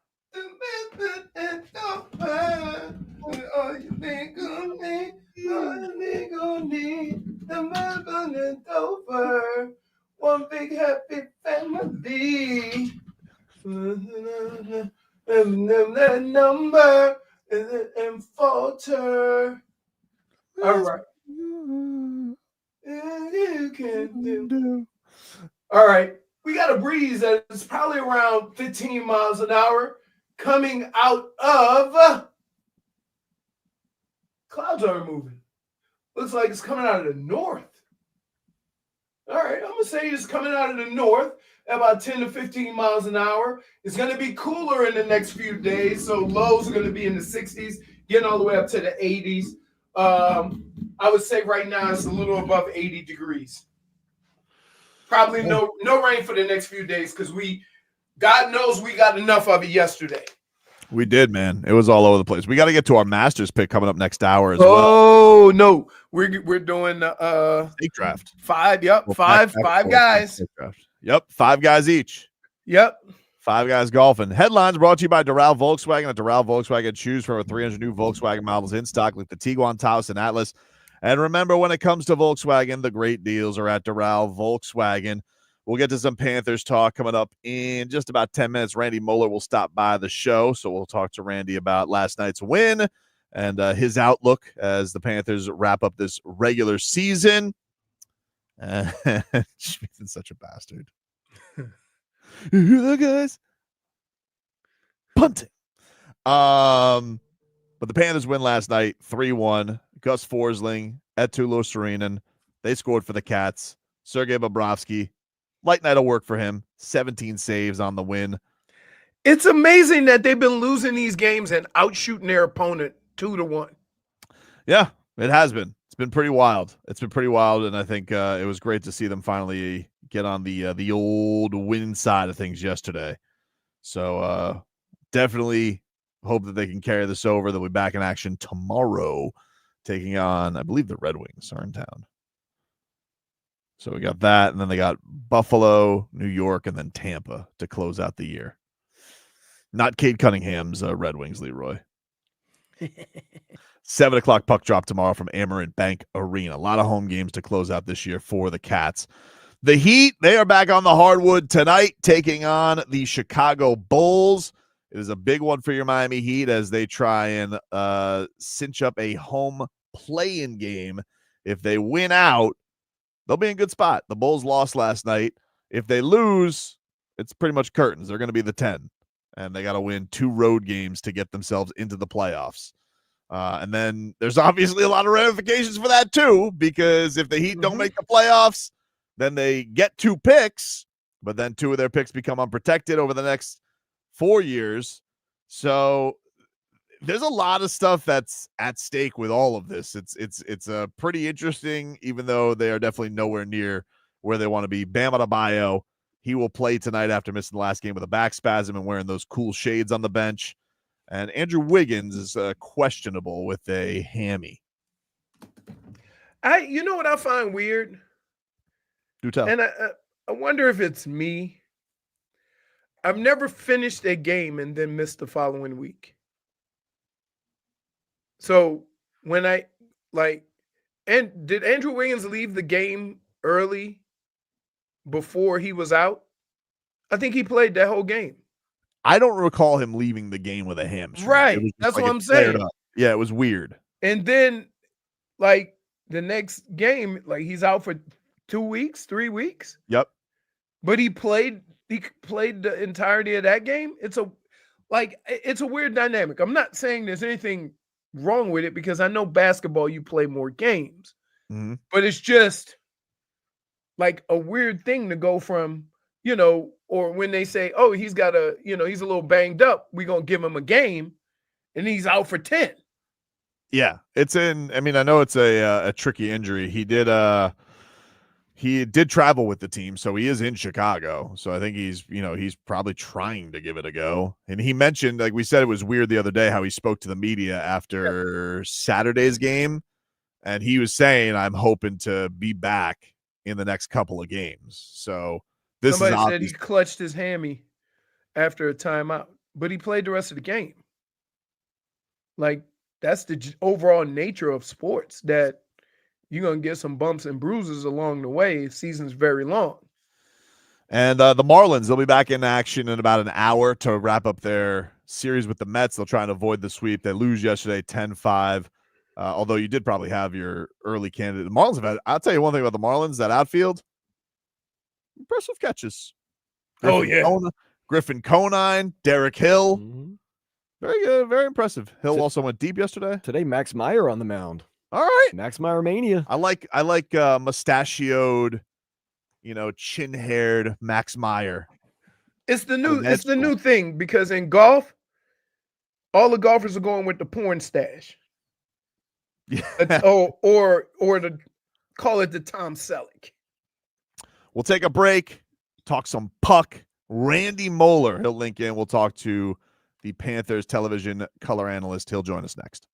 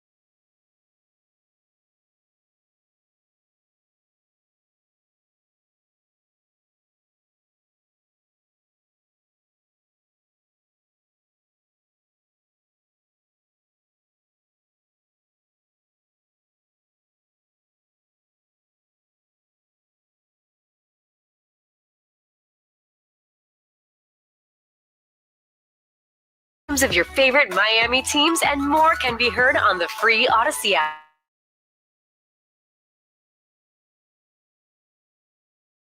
About now, the Funk Soul Brother. Check it out Welcome back, now. everybody. It is Tobin and Leroy here with you. 560 WQAM. I'm about to go bat bleep crazy on some people. I saw you backstage, dude. It looked like you're having an animated phone. No, so my the management company that we pay our, HOA to. Mm-hmm. They sent me this message, and I wanted to tell you, I just out of curiosity, I want you to tell me what this sounds like. Dear property owner, we have been notified that the banking information, bank or routing number, or account number you provided is now outdated. Please contact your financial institution for more information on the change. We would appreciate your assistance in resolving this issue. Now, that sounds like you owe them money, right? Yeah. Because the check didn't go through. Mm-hmm. Well, I knew when it was going to be automatically deducted, so I called the bank, said, should I give the new information or just leave? They said, just leave it the same. We'll pay it. You have 3 months to change it after this check goes through. It hasn't been 3 months. And it's been 2 days. The last check just went through April 1st. We'll get some. We'll get to more of it. Well, let's get to our guy Randy Moller, who I would be terrified if I messed with his bank account. I need him as my representation. Randy Moller will get to some cat talk here with us. Brought to us by Hollywood Kia, the #1 Kia dealer in all of Florida. Get the star treatment at Hollywood Kia. We want to see you in a Hollywood Kia, hollywoodkia.com. Randy, thanks for joining us. Really appreciate it. Hey, Randy, you want a side job? Guys, Leroy, the #1 thing is don't ever be involved with HOAs. They're nothing but issues. So there's your answer right there. Yeah, I don't have a choice. Most people don't have a choice. Right. They told me I was a member of the HOA. Guys. It's great to have you, Randy. That was a huge win last night. Snapping the streak, but doing it against the Leafs. How huge did that feel last night? Just to kind of get that all over with, but obviously against the division leader as well. Yeah, it is because the Panthers they played well here down the stretch, and the wins have been a little elusive to them, and people they just look at wins losses, but if you listen to Paul Maurice, you listen to the players, and they've got the experience. They've been to the finals 2 years in a row. A game, no disrespect, but a game on a Sunday afternoon, game number 76 in Detroit on a Sunday afternoon, it's not the highest priority. And so let me explain. The Panther team, and I think everybody knows, they want to be healthy and playing the right way with their system, get the new players acclimated, Brad Marchand, Sturm, some of these players, get them in and play Panther hockey right at the first game of the playoffs. That's their #1 priority, and they've made they've said that for a number of weeks now that's their priority. You see so many teams that excel in the regular season, and they're pushing right to the end to win their division or win their conference, whatever. Look what happened to the Boston Bruins 2 years ago when they had 190 million points or whatever, and the Panthers beat them in the first round. So to tie it all together, the Panthers here these last 4 or 5 games want to get their game in order, get their injured players back, get their line set, their D pair set, and turn them loose and pop the clutch, and let's go first game of the playoffs. Randy, isn't these last maybe 5 or 6 games, were they a bit of an anomaly? Because they outshot every team 2-1. Their defense was unbelievable, and they just couldn't score the puck for whatever reason. And you sit back and look at all these games as being losses, but when you see all the time they spend on the offensive end and how quickly they get rid of the puck on their end, like that style of play should have warranted more wins, but it didn't. Do you kind of just shrug it off and say, we're doing the right things, it's just not working out? Well, the other way you can spin it is, if we're going to go through a scoring slump, let's do it now, not game 1, 2, and 3 of the playoffs, the first round of the playoffs. Yeah, I totally agree with you that, we were broadcasting those games. I mean, the game in Montreal, they completely shut them down until the last number is, they score with 8 seconds left, and they score the first shift of overtime. Okay, that could have been a win. Same thing in Toronto. They played very well 40 minutes, just couldn't capitalize. The power play is missing a couple of components. We all know that. Matthew Tkachuk being the biggest one. And then the game in Ottawa, where Ottawa didn't even have interest in even touching the puck the last 40 minutes of the game. The Panthers had 84 shot attempts and still lost the game. It's the way you look at it, and I think the leadership and the experience of Paul Maurice, the head coach, the experience and leadership of guys like Barkov and some of the older players, Brad Marchand now that's it with the team. Let's not get too upset about this. Let's put things in perspective. Be on an even keel. You're going to win some games, a lot of games that maybe you weren't the best team that night, and your goaltending has bailed you out. And Sergei Bobrovsky's done that for more than a handful of games this year. Or you're going to be on the other side, and that's the way the Panthers were. They hit some hot goaltenders. I mean, Anton Forsberg in Ottawa was just lights out. I mean, Montreal goaltending.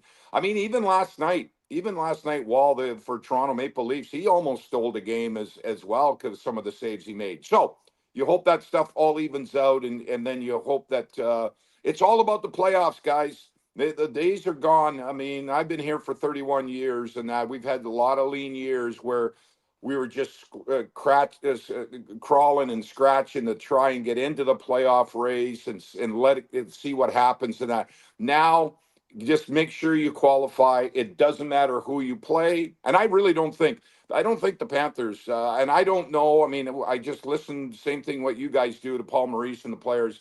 I don't think they really are concerned whether they're playing at home or on the road, playing Tampa, playing Toronto. They bring it on, because and as you can spin it around, to go to the Stanley Cup, you got to go through South Florida.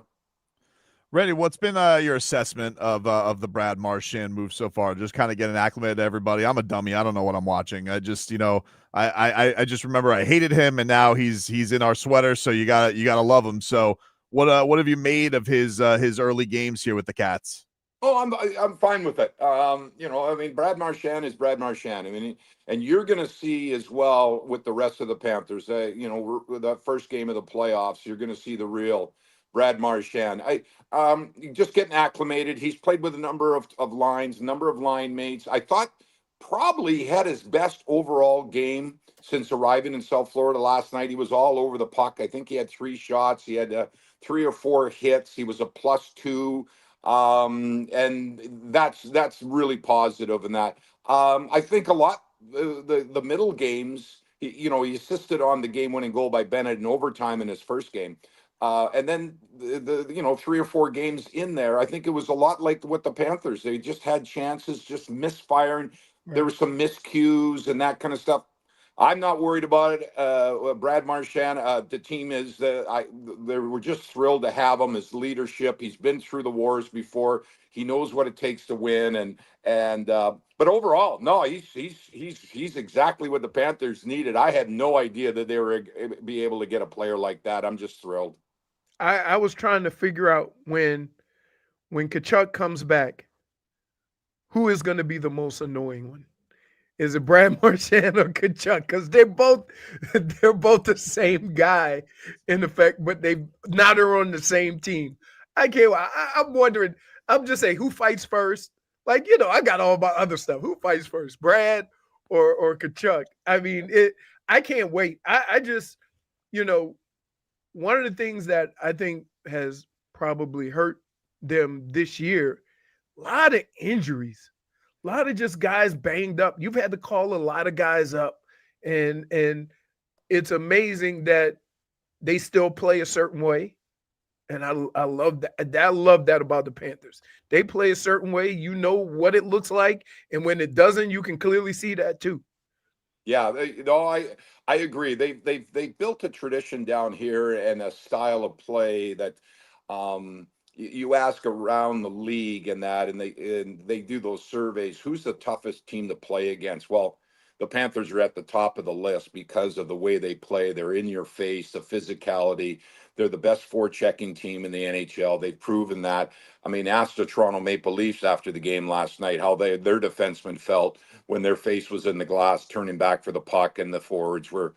They play a speed game. They play a very a physical game. And you brought up, at the start of this question about Brad Marchand and Matthew Tkachuk on the same team, and that just adding Marchand to this team, it just adds more to the identity.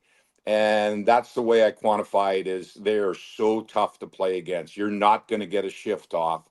They're going to play as hard as they can. They'll play in the back alley. They'll play on Broadway. They'll play any way you want. They can play any style. And that's where the Panthers are trying to get, make sure that their game is rounded out, where when they start the playoffs, all 4 lines, all 6 defensemen are going to be pinching in.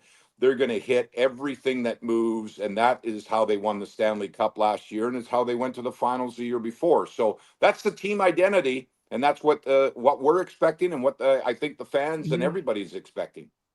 We had a couple months ago, we had Mackie Samoskevich on the show, and it's been cool. So we have like a little extra invested on him, and he's just been very impressive, Randy, this season. But we've seen young guys like Lundell step up in the playoffs, even at his young age. Do you feel like Mackie getting probably what seems like he's going to earn some time in the postseason? You feel like he's ready for that? Oh, I definitely, I definitely do. Mackie Samoskevich he's got a couple of special skills that he possesses. If you watch his game, he's gotten so much better at winning those battles along the boards, and that's going to be a big thing. You talk in the playoffs. It's all about those battles, puck battles in all 3 zones, and he's much improved. He understands the game. He's very intelligent, and he watches how Reinhart and Barkov and some of these players, and Lundell, Luostatinen, how they're able to get the puck and win those battles and that. And then what I was talking about, the special skills that he's got an excellent shot, but he's also got this first and second stride where he can separate himself. So, for example, he's in a puck battle along the boards, blah, blah, blah. He's able to get the puck, and he can turn so quick. And those first 2 strides, he can separate himself from traffic and get into some open areas and then be able to take that shot. Not a lot of players, especially a lot of young players that are in the first year of the league, have that skill. And that's what he has, and I'm looking forward to him. He's been a very pleasant surprise. His progression has been steady, yet always on the positive side. And just to round it out, guys, to answer your question, is if the Panthers are going to go far in the playoffs, Mackie Samoskevich will play a big role in that. That he has carved out a big role on this team, and he can play with anyone. So he's very versatile. He can play up and down the lineup. He can play left wing, right wing, plays on the power play. He's everything that they expected of him and even more. Well, Randy, that's my guy. That's my guy. He went to Michigan, so I'm all in. Oh, that's right. That's the Harvard of the Midwest, right? That's it. That's it. Before we get you out of here, Randy, we were talking with Gus Forsling a couple of weeks ago about taking pucks off and blocking. How much does that suck? It feels like that's got to be the most thankless thing in the sport. Oh, these guys, and Gus Forsling's one of the best in the league and that. And I've said it so many times where all of a sudden he blocks a shot and he goes down and this and that. And I thought, oh, no, here we go. He's going to miss 3 weeks, a month or what. Oh, he doesn't miss a shift.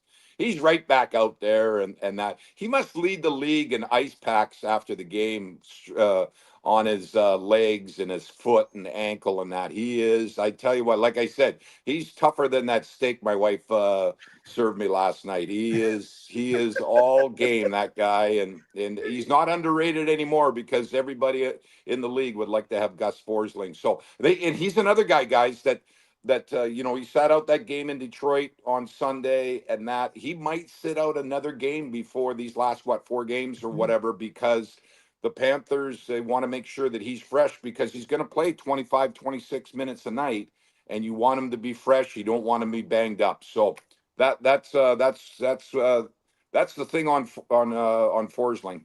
On the Gus bus. I'm on the Gus bus. Are you guys on the Gus bus? Absolutely, 100%. I'm on the bus of anybody who is willing to jump in front of a puck for me.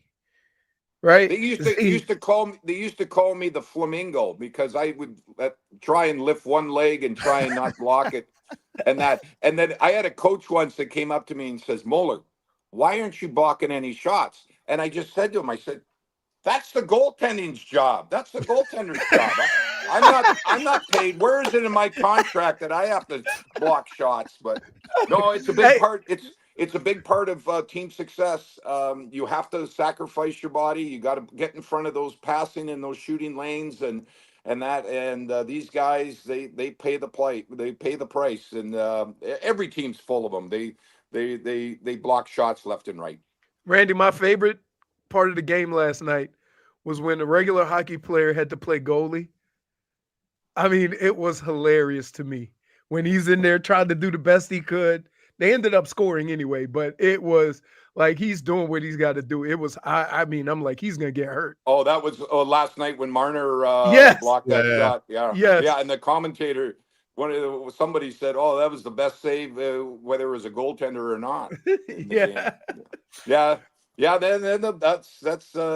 that's what players do. They're instinctive to do that, to try and block those shots when they have the net empty. But it was an exciting game last night. I'm glad the Panthers got a win. Mm-hmm. It's always fun to win. And you know, players, professional players, yeah, you can say, "Oh, well, we played well and we did right things and that." But they want to win. They want to have fun. They want to hoop and holler and congratulate each other in the locker room after the game. So, Randy, we appreciate the time. Go catch Randy Moller and Steve Goldstein tomorrow on Script Sports. You got Panthers and Red Wings. Randy, thanks for the time. Really appreciate you. Thanks, Randy. All right, guys. Thanks for having me on. Have a great week.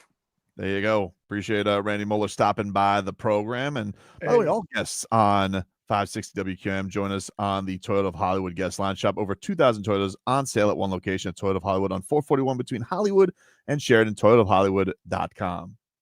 I can't imagine what it would be like to get hit by a frozen puck. Oof. I mean, it looks smokes. So painful. It just like, even when Forsling jumps in front of one, he gets up and it's like, damn. I need a minute. I need a minute. We'll take a break. Thanks to Randy Moller for stopping by. Time to get to our favorite Wednesday game. Rats Off a Ship is next.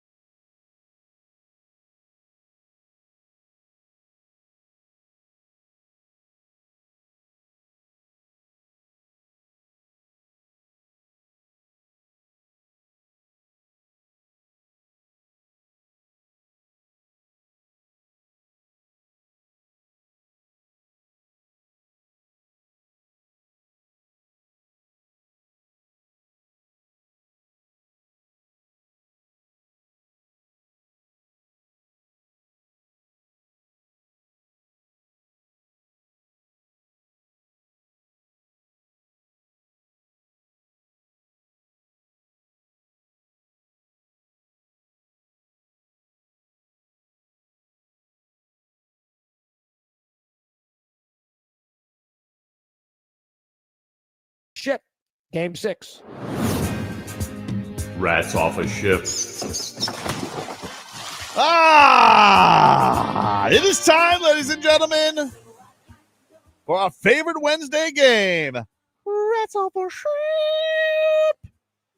Hello, Jennifer. Hello. Hello, Scooby says hi. Scooby. Hello, Scooby. Say hi. You say hi? Are you excited for Bark at the Park, Scoob? He goes, not without my sweater. What do we have today, Jennifer, for Rats Off a Ship? Well, first, we have John Morant throwing grenades for three-pointers. Hey, I'm not Rats Off a Ship on this, okay? They said he couldn't do guns. They didn't say no weapons. And when he goes, pulls the grenade, throws the grenade, double earmuffs while backing up, that's funny. And I'm all for funny, not Rats Off a Ship. I'm not Rats Off a Ship. It's hilarious. And for people who are going to read too much into it, it's funny. That's all it is. That's why he does it's it. Funny. So. It has nothing to do with anything. Stop trying to make something out of it that is not. What about you? That's not as embarrassing as Steph Curry telling you to go to sleep. No, it was the double covering of the ears, because that like he could have it could have been a water balloon but like once you go double ears, he's waiting for the explosion. I honestly think it's cooler than the gun. I love the throwing the grenades. Nobody has that. That's true. Nobody has that. Nobody has that. Jennifer, where are your rats? I think it's funny. When someone's trolling someone, I'm not Rats Off a Ship. What about you, Dan Day? I got no love for John Morant. I got no love for the Memphis Grizzlies, but I do like a little bit of fun in the game. I don't like the gunpoint, but the silliness of the grenades and everything like that, you got to give credit where credit's due. So not Rats Off a Ship. What's number 2, JFig? Shedeur Sanders being picked top 10. I'm Rats Off a Ship, and it's not against Shedeur Sanders. It just feels like where the wind is blowing. It just feels like he's falling down these boards. I saw it today. There's more reports. He's been called a fringe starter. So I know like some of the mock drafts now have him going 9 to the Saints. And I don't know. It kind of feels like he's falling down these draft boards like a stone. Feels to me like maybe somebody picks one of these awesome players, and then maybe the Giants trade back up into the first round to get him or something like that, but not into the top 10. So I'm Rats Off a Ship on him being a top 10 pick. Leroy? I think he will be a top 10 pick because it's already kind of been determined that he may go 9 to the Saints, which means if anybody wants him, they got to move above 9, which pushes him up even further. Okay. So I like that from logic. that standpoint, it's not like a situation where he's projected 15 or 20 and then somebody jumps up above a 12 to get him. He's already projected as top 10. And that means that if there's any kind of shenanigans on draft day, he's going to get drafted even sooner. He's not showing up to the draft, right? Like he's doing a home thing. Yeah, I did a home thing too. I got invited, but I did a home thing. What about you, Jennifer? Where are your rats? I was Scooby? going to say not Rats Off a Ship, but clearly he's very Rats. Or JFig thinks I he can still listened be to in the top 10. Dan Day, your Saints projected to possibly take Shedeur Sanders, but where are your rats on him getting taken top 10? Well, 'tis the season for smoke screens. I like that. I mean, why not? Saints can carry 3 quarterbacks that have kind of noodle arms that really don't move around all that much. But nonetheless, he's going to go in the top 10. It's too much of a risk if you pass up on him, and they're trying to put out the smoke screen. He will go top 10, in my opinion. So I'm not Rats Off the Ship. It's funny because is there another franchise that understands what it's like to have a quarterback like that more than the Saints? Drew Brees didn't have a cannon. Yeah, but Drew Brees was legendary. I mean, yes, but one of the reasons why the Chargers got rid of him because he hurt his arm and they were questioning his arm strength. Why did the Dolphins pass on him? I don't want to talk about it. Because listen, see, sometimes you can make the right decision and not work out. If I told you right now, I have 2 quarterbacks available. One has a knee injury, the other one has a throwing injury. His arm was fine. The doctor was a quack. That's not what the doctors thought. They thought he was going to have complication with that arm, so they went with the leg. Great call. Now, yeah, I'd say. Great call. Dante Culpepper, the next good game he played was against the Dolphins, where he scored 5 touchdowns. Well, he scored 4 touchdowns, but he had 12 yards rushing. Whatever, dude. He had 103 yards passing. Still touched that knee. What's number 3, Jennifer? The Joker making a stink in Denver this summer. Wow. Why? Wow, you mentioned that. Wow. Why? Interesting. I haven't thought about it. I haven't thought about all this. I mean, I haven't heard you say anything about it, but, right? it's interesting. But since you bring it up, I mean, I'm not rats off a ship. Who's to say that he wouldn't make a stink this summer? I mean, one has to think the Joker looks around. Why is he any different from any star in their prime looking at it and being like, do I really trust these clowns to get back to the promised land? One has to think. And I got to tell you, seems to me like he and Leroy would make fantastic neighbors in a horse city like Davie. Leroy's going to be going to Publix and it's going to be like, look at there. There's Nikola Jokic. Not rats off a ship. Leroy? I'm rats off a ship. Rats off a ship. Like, I'm not projecting what other people are going to do because the team fired their coach. What if he was the guy who wanted the coach fired? Very interesting. Very interesting. Possible. Can't rule it out. But also, just because you fire a coach doesn't mean he won't still make a stink. Right, Scooby? Where are your rats, Jennifer? Exactly. I'm rats off a ship. I don't think he's going to make a stink. I'm so sorry. Rats off a ship. Because he just doesn't care? Not that he doesn't care, but... Exactly, Scoobs. Day? I'm not rats off a ship. Rats off a ship. Serbian culture is tough, man. They don't sit there and talk in the off season. They go take care of their own business and do what they want to do. That's the only reason I say that. Goran Dragic demanded a trade. Now, I know he's Slovenian, but still. Difference? Is there? Come on. So there's no difference between people from Alabama and Florida? Close enough. It's not that there's a big difference between Joker and Gogi. One would say, though, that Joker has, look, I understand what you're saying, a multiple-time MVP, a champion. One would say that's even more reason to make a stink. You look at Jamal Murray, his knee doesn't look quite right. You're like, I must get out of here. He like gimpy horse. What did they do to gimpy horses? Well, too much. But, boy wonder, horse look good. Plus, I play with little brate, Nico. Oh, my goodness. Wow.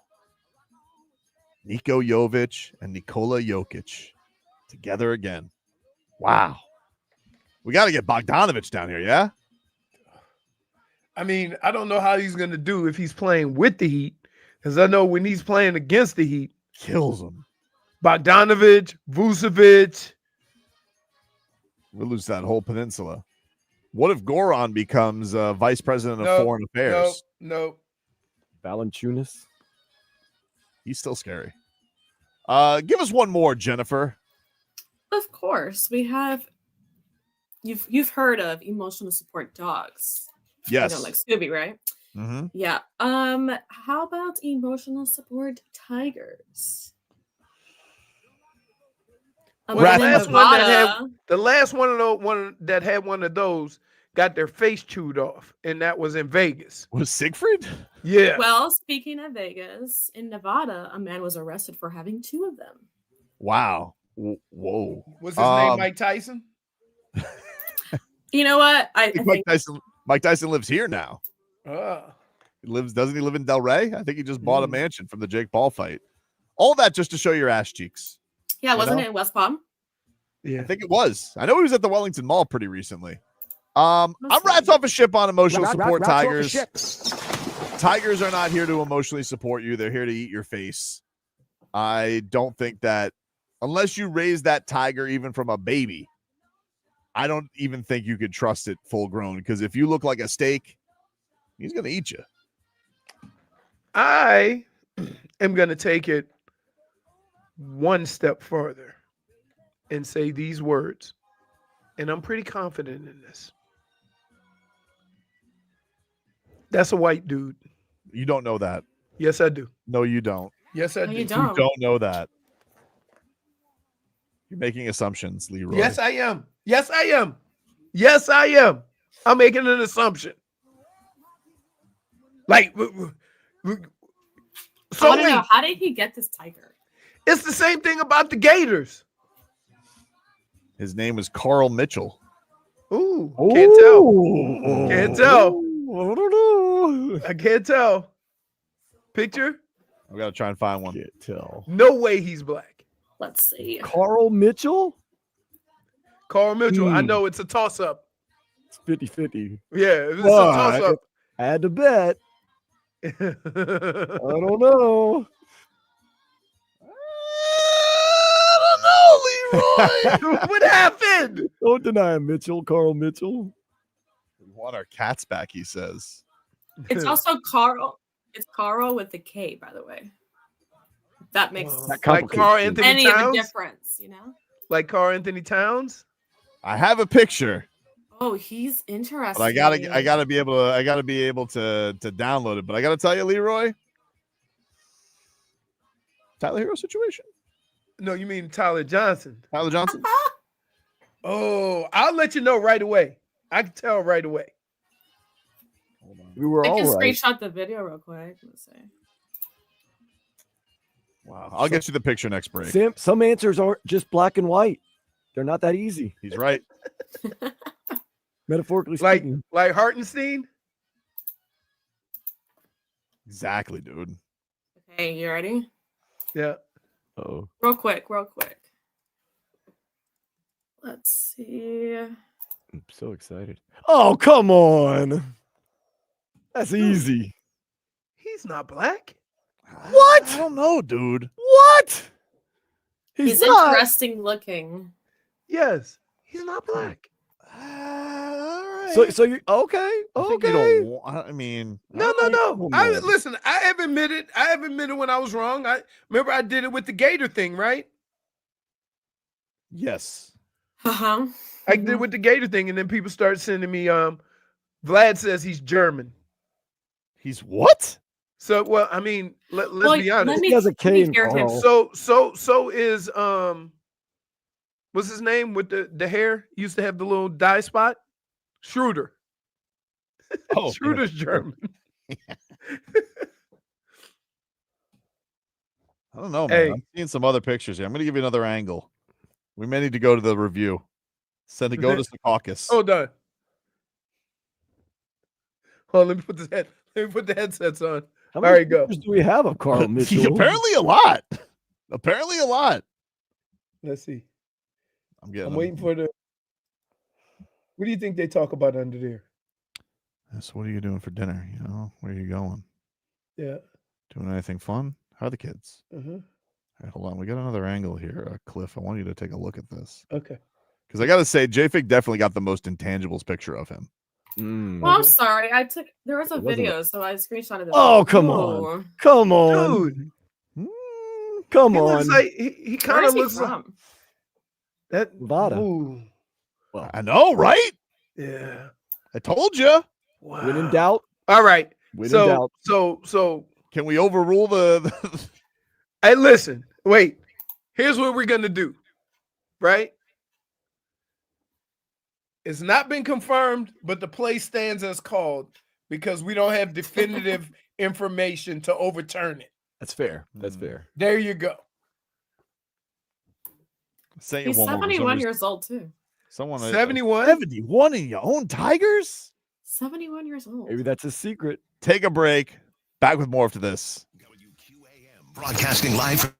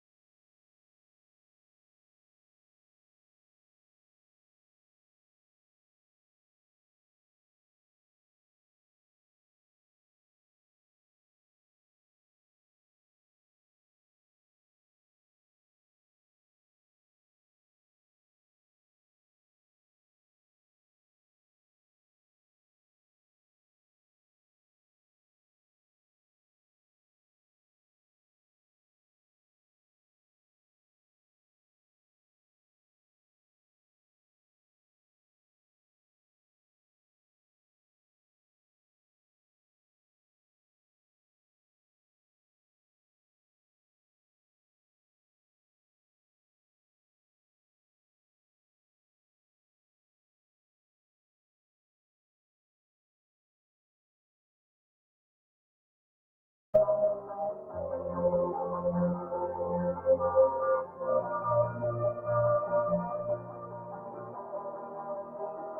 probably think that you are better now, better now. You only say that cause I'm not around. All right, welcome back, everybody. Tobin and Leroy here with you, 560 WQAM. Take you guys up until 2 here on the program. As we got the Heat back in action tonight, taking on the Chicago Bulls in a big-time play-in game.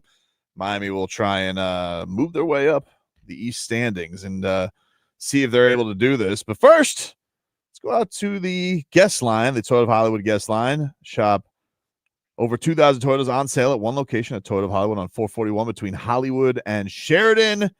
ToyotaofHollywood.com. And there we will join the champion himself, joining us once again, head coach of Nova Southeastern basketball, Jim Crutchfield, joining us there.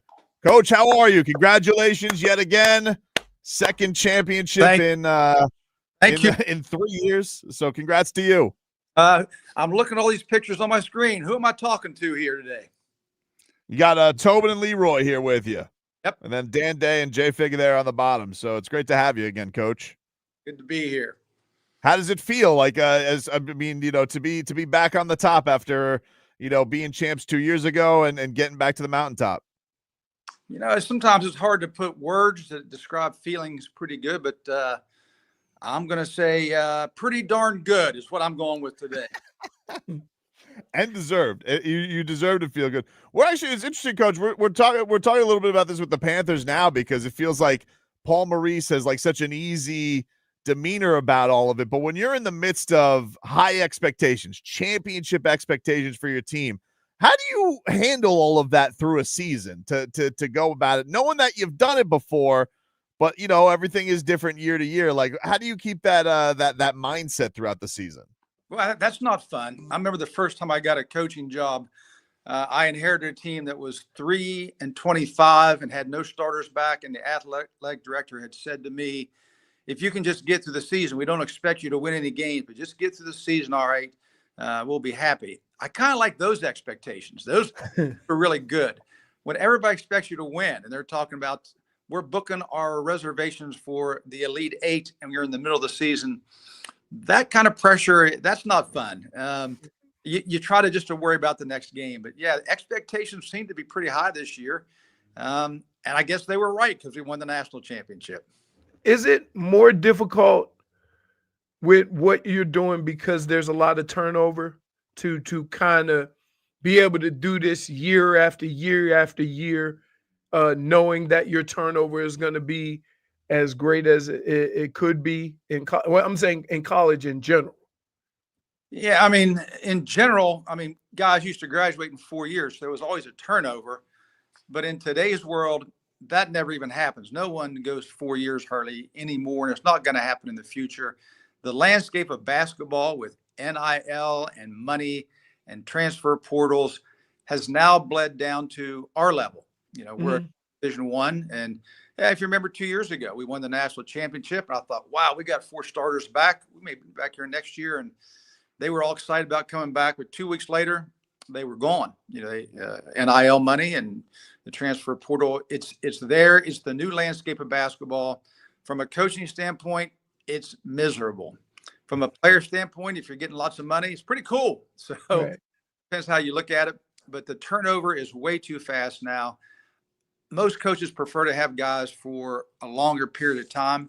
There used to be an old expression. That would say you coach them for 3, then you tolerate them for 1. That doesn't make any sense anymore because you actually don't have guys for 4 years anymore. Now you have them for 1 year or 2 years, and you got to kind of re-recruit your own players. So long-winded answer to your question. It's a whirlwind now. We have gone through different lineups the last 3 years, but the bottom line is we've managed to get to the championship game every year. So let's figure out how to solve that problem and move forward. How much? That good coaching. Yeah, that's good coaching when you can change the players, but the results are still the same. Yeah, that's we've been very fortunate with that. I do have to adjust. Our players have been different style, from 3-point shooters to tall to small. You have to kind of change with your team a little bit. We have a reputation of how we play, up tempo, aggressive. That's not going to change. Mm-hmm. But our minor adjustments have to be made to your personnel. Do you always find yourself, because the last time we talked to you, I know that you met with Spo a little bit because he wanted to dive into your offense. Do you find yourself always trying to find like that next thing, or do you feel like you found something and that's what you want to you key in on with all of your guys every single year? Or are you always looking to see what the next adjustment is to the game? There's a common thread to what we do that's never going to change. The high intensity, play harder than everybody else. That's kind of our secret. People think it's about pressing and scoring lots of points. It's about intensity and playing up to a level that guys don't know they're capable of playing to, because guys can play way better than they think they can play. You got to convince them of it, make them see it, realize it, and then you get more out of your players. But you have to change, with your lineup. And I like doing things differently. Right now, I brought my assistant coaches in yesterday and said, I'm tired of trying to find. We lose 5 big guys. All the bigger guys in our lineup are gone. And all of a sudden, I was doing what everybody else is doing, trying to replace players. And I said, forget that. Quit trying to replace guys. Right now, big guys are at a premium in the so-called market of the NIL. We're looking at transfer guys that they're not very good. They're 6'8". They stink, some of them, and they're getting money. And I get it. We don't need a bad big guy here. Let's go route. We're going small ball. We'll go small ball. We're going to terrorize people. We're going to be 6'5" and under. The big guys at this level aren't very good anyway. If they were good, they wouldn't be here. They'd be playing mid-major with money. So, quit trying to find bad big guys. Let's go with good guys, and we'll give up a few inches of size, but we'll be faster, better, more aggressive, and we'll be the team that people don't want to play against. So you have to make your adjustments accordingly. How do you keep your message like not falling deaf ears? The NBA obviously got rocked yesterday because Michael Malone ended up getting fired 2 years after winning a championship, and people were like, oh yeah, his message was going stale in the locker room. And I just got to feel like that's crazy to me. So many of those guys you just won a title with. How does it get to that point? Like, do you have to find yourself as a guy who's won championships with? Yeah, I know you get new kids year in and year out, but like even still, the ones that you do get to keep around. Like, is there something that do you find a need to change, or are you always going to be you? I'm probably getting pretty stale too, I guess. A lot of my messages, I like things by tradition. I say things by tradition. There's certain things we say in the locker room every single game. Certain things I've been saying for 20 years and some for 15 years that repeat over and over. But I don't look at it as being stale. I look at it as tradition, and they're good things. I don't know how a guy that has that kind of success, gets fired so soon after he has that success. And I'm sure he's doing the same thing he did when he was very successful and everybody was wanting to be their coach. But it's kind of a world of what did you do for me today? Not worry about last year or 2 years ago. And you got to kind of go with the flow. I mean, we've been to 3 national championships, picked up a couple national championships, and no one has come in there yet and threatened my job or anything here. But I do know that's the profession I chose to be in.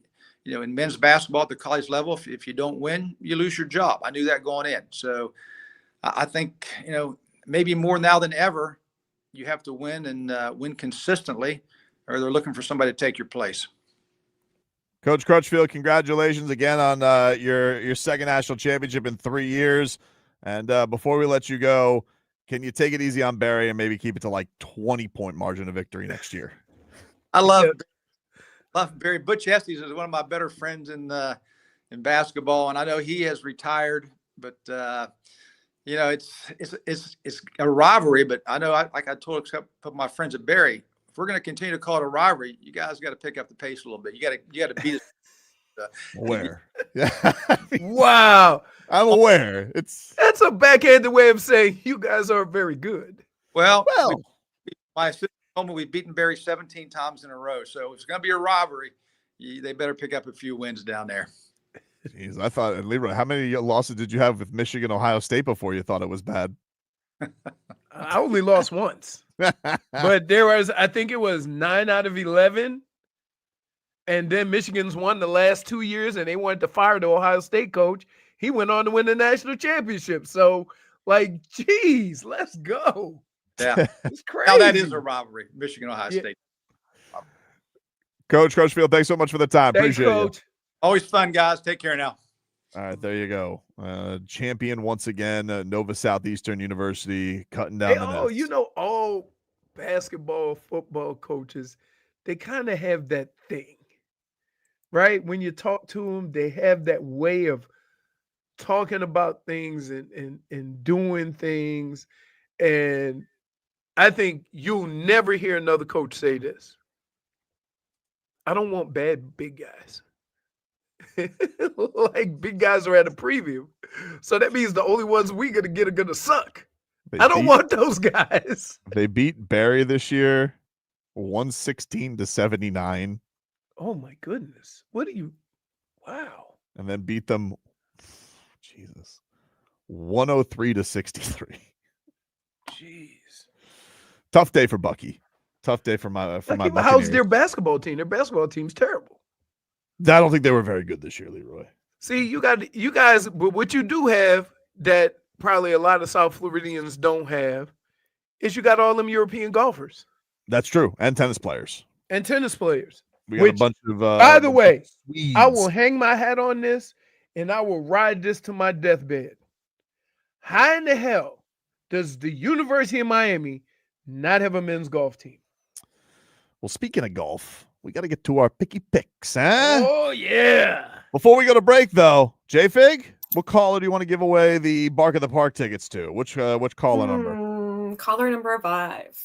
Caller 5, 305-567-0560. Caller 5 to 305-567-0560 will get themselves a 4-pack of tickets to Bark at the Park, Marlins and Nationals on Sunday. It's Scooby-Doo Day.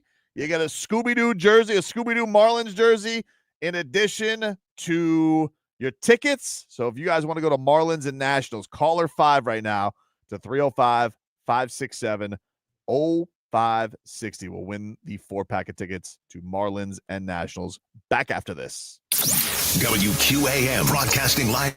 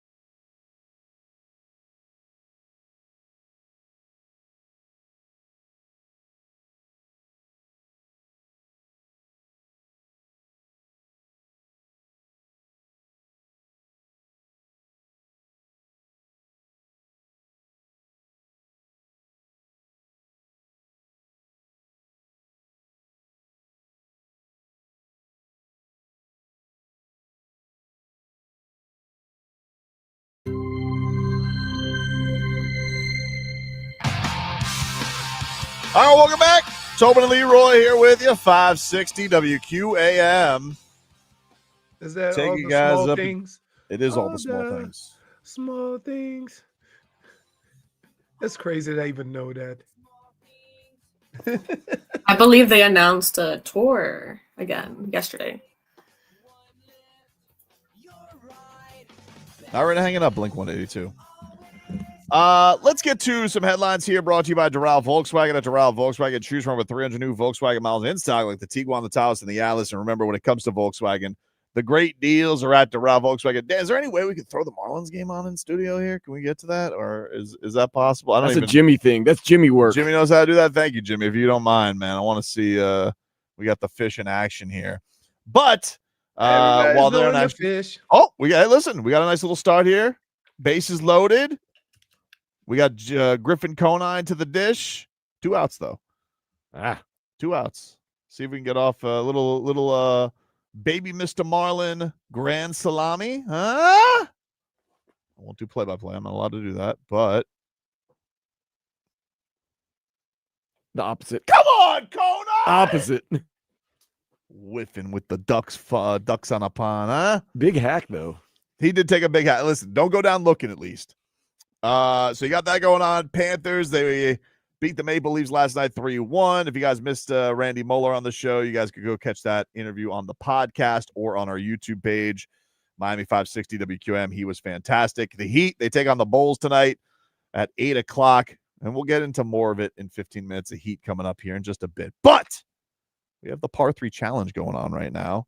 Oh, yeah. It starts at 2. It is Masters Week. Leroy and I, we are going to pick our Masters winners. We're each going to pick 5 guys with no burgers and fries. But Leroy, I'm going to give you as a gentleman, because this is golf. Right. I'll give you first pick. Who are you going with your first Masters selection? Rory McIlroy. Wow. Okay. I really thought you were going to save him. You're going just out of the gate with Rory, huh? Yep. All right. Rory McIlroy. Leroy has him at plus 600 to win the Masters. Okay. And complete the Grand Slam, the career Grand Slam right there. Yes. Complete the career Grand Slam. I mean, keep in mind, only 5 guys have done it. So we're sitting here making it sound like it's no big deal. In the history of golf, only 5 guys have done it. I'm going to go with my guy, the X-Man, Xander Schauffele, to win the Masters. He is my first pick. All right. I don't want to pick Scotty Scheffler. Why not? Because he won last year, and back-to-back's really hard. Back-to-back is hard. But I'm going Ludwig Oberg. Ludwig Oberg. What the hell is he on the list? It's A-B. It's A-B-E-R-G. Did I skip him on the odds? Oh, there he is. There he is. He's plus 1750. Yep. He's Swedish, yeah? I don't think so. Doesn't he have like that weird thing over his A? I think it's somebody else. That's why you go O. Ah, all right. Well, I got him. Boom. Okay. You got him in. All right. My next pick. I know that he didn't win last year, but he won the year before that. And I'm home team. I'm going to go with Brooks Koepka. Ekblad! Oh. All right. All right. So it's hard to pick. Let's see. Xander won 2 last year. Yes. Colin Morikawa is on his way back. He's stealing Morikawa from me. Let's see. I'm looking for some bombers. Little ramen noodles. No. Bombers, you got DeChambeau. You're a fan of the Crushers. I'm a fan of the Crushers, but I'm gonna go, and he's one of my favorite golfers, but he doesn't really do well here. You know what? I'm gonna do this. Let me go with Can't go with one of the twins. Nicholas and Rasmus Højgaard. Højgaard. Yeah, they're brothers. Ah. Wow, those Nikolai has plus 15,000 odds. Yeah. I mean, did you see what happened to him earlier in the week? They accidentally wore the same outfit. That's great. Oh no. I tell you what, I'm gonna take a stab here. Okay. And I'm gonna go.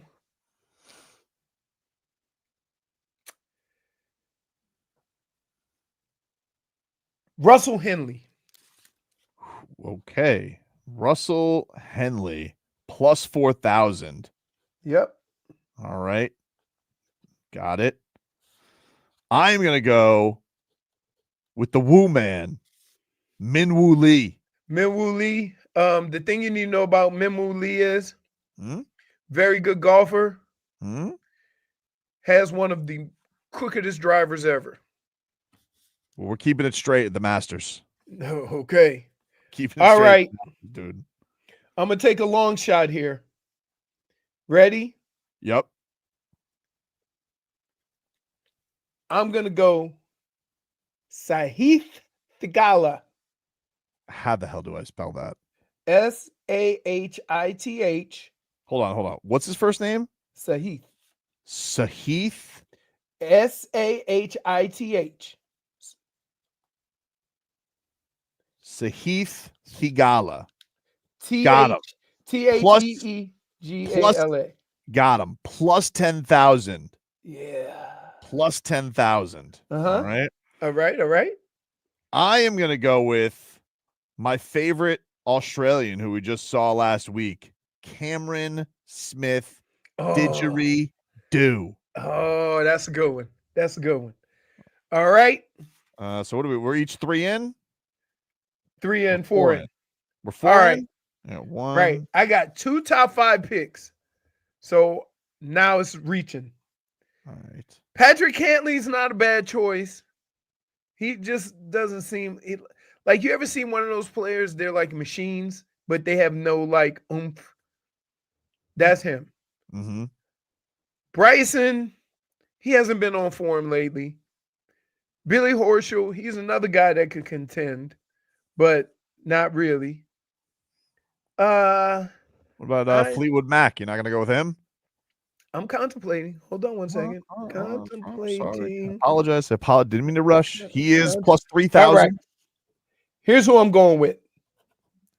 Akshay Bhatia. AKSHAYBHA. Okay. All right, I got him. Plus 6,000. Yep. That's who you're going with? That's it. That's my last pick.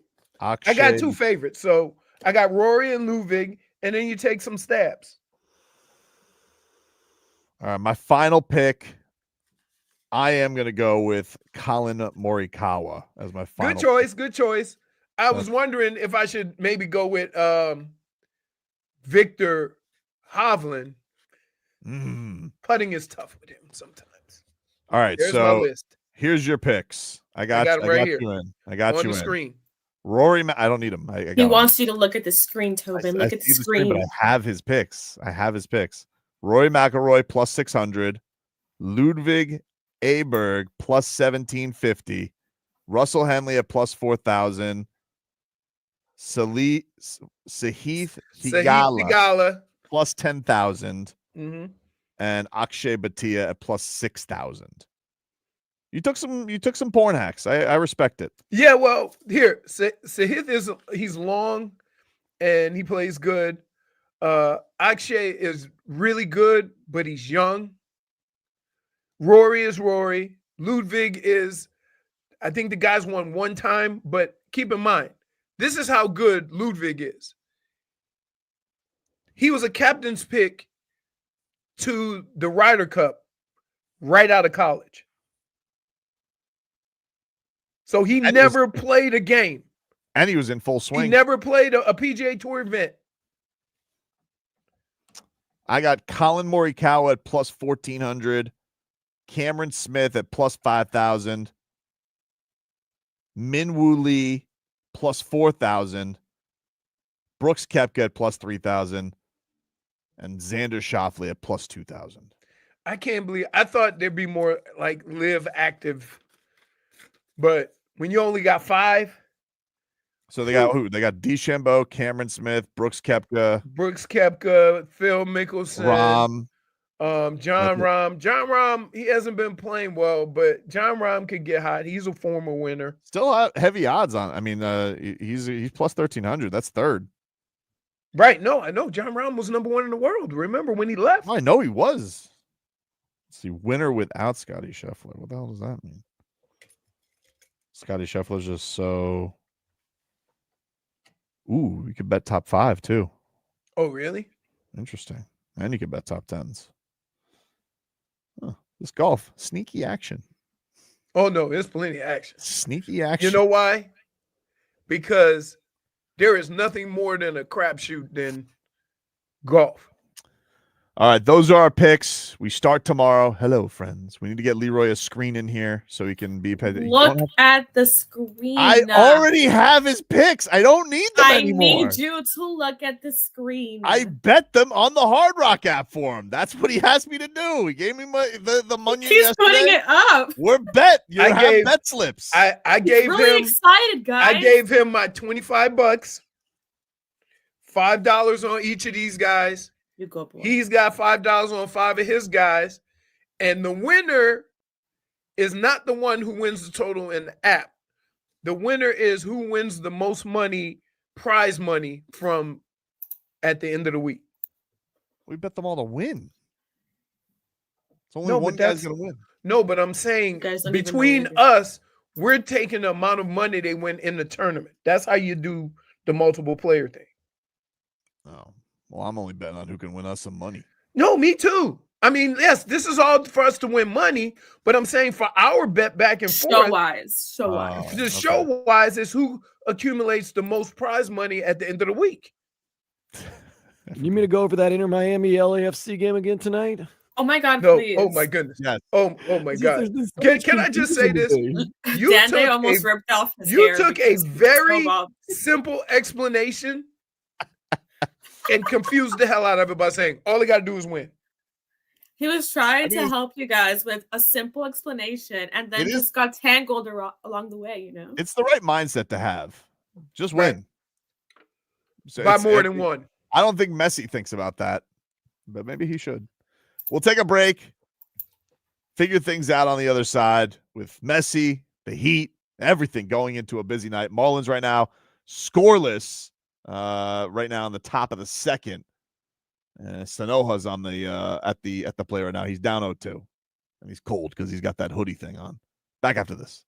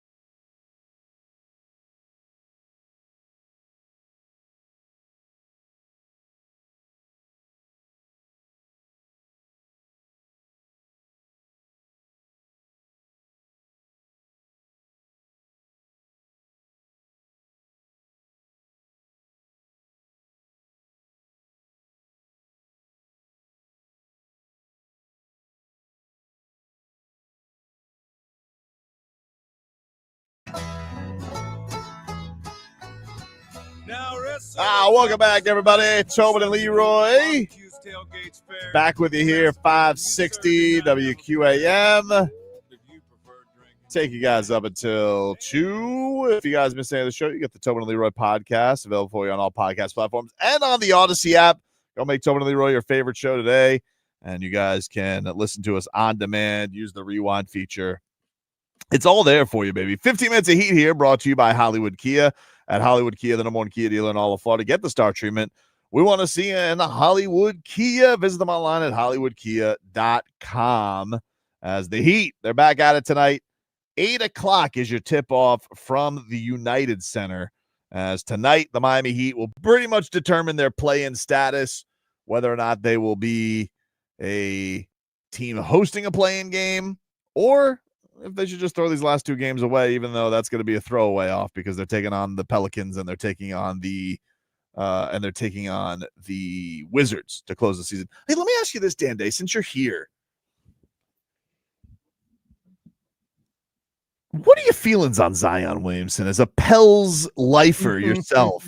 What are your feelings on Zion Williamson? Because should I even bother? I think I just saw a story that like a stalker just got into it with his new squeeze. Does seem like he's got a lot of distractions off the court. You think he could last down here?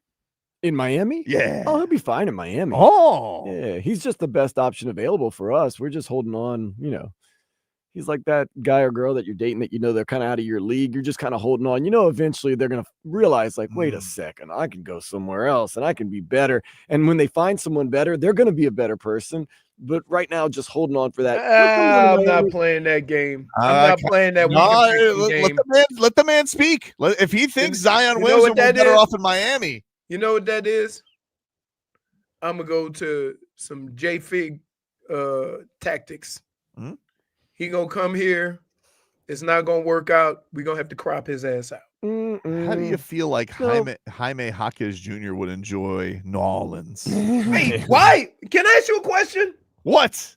Why you want to get a team's best player and then send them a player you don't want anymore? Well, I just was asking a question. Think that's how it works? I didn't say I was trading him for Zion. You think that's how it works? Just asking a question. You're like, you always talk about grow up, Peter Pan. Yeah, grow up. What's the Swedish population? Terry Rozier too, right? Terry Rozier and Jaime. Oh yeah, dude. My God. What the hell's wrong with you? Let's tread on the tire. Let's go. You don't have to worry about injuries as much. Look, when you have a guy. Wait, I have a question. Why is Timbo Slice calling me a trade Grinch? You are a trade Grinch. I'm keeping it real. Like there's some realness to this that needs to be discussed that you just blow over. Like one, you think the Pels are going to trade Zion for Jaime? I don't know what the Pels want. You know it ain't going to be that. Yeah, I mean, you got to match salary, obviously. No, you know damn well they ain't going to do that for no Jaime Jaquez or Terry Rozier. Stop. Jaime and stop. It feels like they've always liked Duncan Robinson. Yeah, that's what I mean about being. That's what I mean about being honest about the situation. What do people think what do Pels fans think they're going to get for Zion? Do they think they're going to get something good for him? Just whatever they can get. I think they think they're going to get whatever they can get. We've done this before. We've been to this dance. This is one of those situations where if they're done with Zion, they don't want that money on the books. So I don't know how you go about that. I don't know, and I'm gonna be honest. He gets in a lot of situations. I can't just assume that those situations go away because he comes to Miami. But au contraire, look at this. No problems at Duke. Great, because he was in a good organization that knew how to run. He was there for 12 seconds also. Doesn't matter. Goes to New Orleans. Let's be honest. They don't have their deck stacked right. Comes to the Heat. They're a good organization. They run things the correct way. It would change things. That's the way I really do believe. But Zion Williamson at New Orleans, it's just kind of a dog and pony show. Here, a little different. He might need a little bit more structure. He's that type of player. Exactly. I'm not going to argue of all the comments that old dum-dum made across from me. Those comments right there are knowledgeable, makes sense. Hmm? You know, it's possible that it could happen. My thing is this. The Heat have been cursed by one major thing. Injuries. Why would I go get a guy that has been prone to injuries? It's a fake shutdown, though. He got shut down. No, it's a fake shutdown this year. It's a fake shutdown. What year is this for Zion? This is 4. Nope. No, 5. 5. He hasn't played 3 years worth of basketball yet. What? No. He played 70 games last year. Yeah, he played 70 games last year, dude. Okay, go look at the number of games. So that means he needed to play 246 games. We don't need to quibble, math major. He didn't play 3 years worth of games. He's been in the league 5 years. No, he's missed a lot. Look, The Heat can't afford that. That's what the problem has plagued them the last 2 years is the injuries. Pat has told you. So it would seem crazy to me that you go get a guy that you wonder if he's going to play. contract's not guaranteed, though. You get certain you got outs. Yeah, but if you have to trade for him, those guys are. They're going to be guaranteed gone. Depends. Again, what if I told you had to give up Bam or Tyler? Don't be silly. See, this is why I can't have grown-up conversations with you. But that's how it works. Obviously not. Obvious. No, it doesn't. No, it doesn't. So you think they trade Zion for Jaime? You think they're going to get? What do you think they're going to get for Zion Williamson? For all the things you just said, doesn't play, discipline issues, durability issues, makes a lot of money. What do you think they're going to get for Zion Williamson? I think they'll get a couple of young players, 2 first-rounders. Dude, I would be stunned if they got. I'm not saying it won't happen because it's the NBA, but if they got 2 first-rounders, 2 of your own first-rounders, yeah, or just 2 first-rounders. Whatever you have. I might give them the Warriors first-rounder. Hey, can I just throw this old Frenchie got 4 first-rounders. I know, and everybody laughed at it. You think if Zion becomes available? They got 1 first. Guess who reset the market on that, though? I'll tell you who was reverse Rudy Gobert. The Lakers gave up 1 first-round pick for Luka. Because they gave up Anthony Davis, too. Dude, get out of here. Anthony Davis, you better be getting every first-round pick you can for Luka Dončić. Are you kidding me? You don't think, wait a minute. When Anthony Davis and Luka got traded, he's a superstar, too. Oh, come on. He's 100 years older than Luka. No, he's not. He's 6 years older than Luka. How old's Luka? 25. He is. Okay.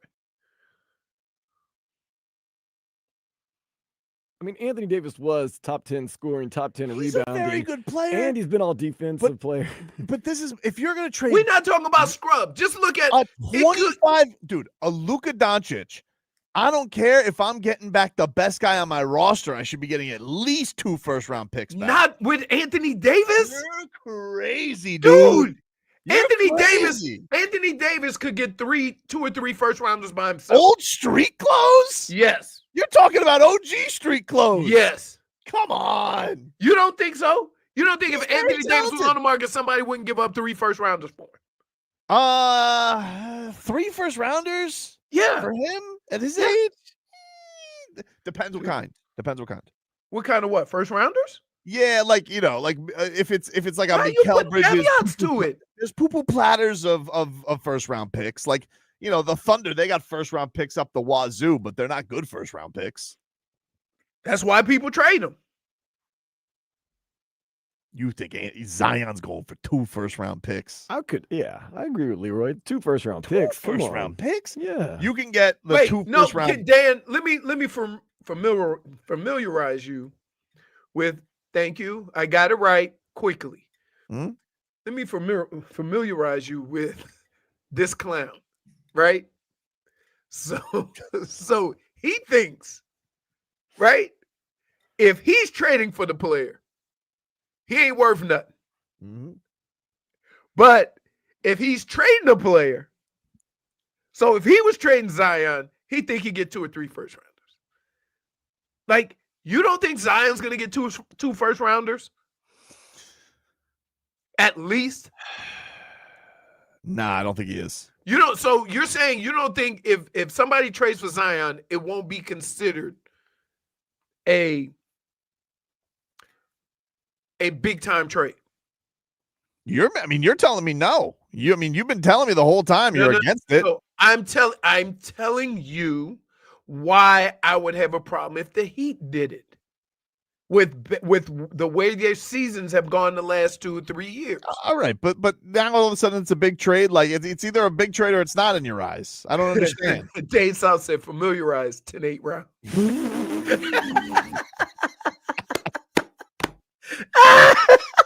All right, you got that was Heat, glorious. You got Bulls tonight, 8:00. 6:15 is what the hell is preheat tonight? No, it's 6:15? 6:45. 6:45 is preheat. That's time. 6:45 is preheat tonight. Solana and Tommy Tig will get you going. And we'll see. We will have answers tonight. We'll have a lot less murkiness on the Miami Heat's playoff picture by the end of tonight. So we'll have full reaction to it tomorrow. And then we'll figure out the soccer thing also, the Pinks. And you'll fertilize yourselves pretty well. Exactly. Hey, Jennifer. Not necessary. That's our show, everybody. We will talk to you rascals tomorrow. The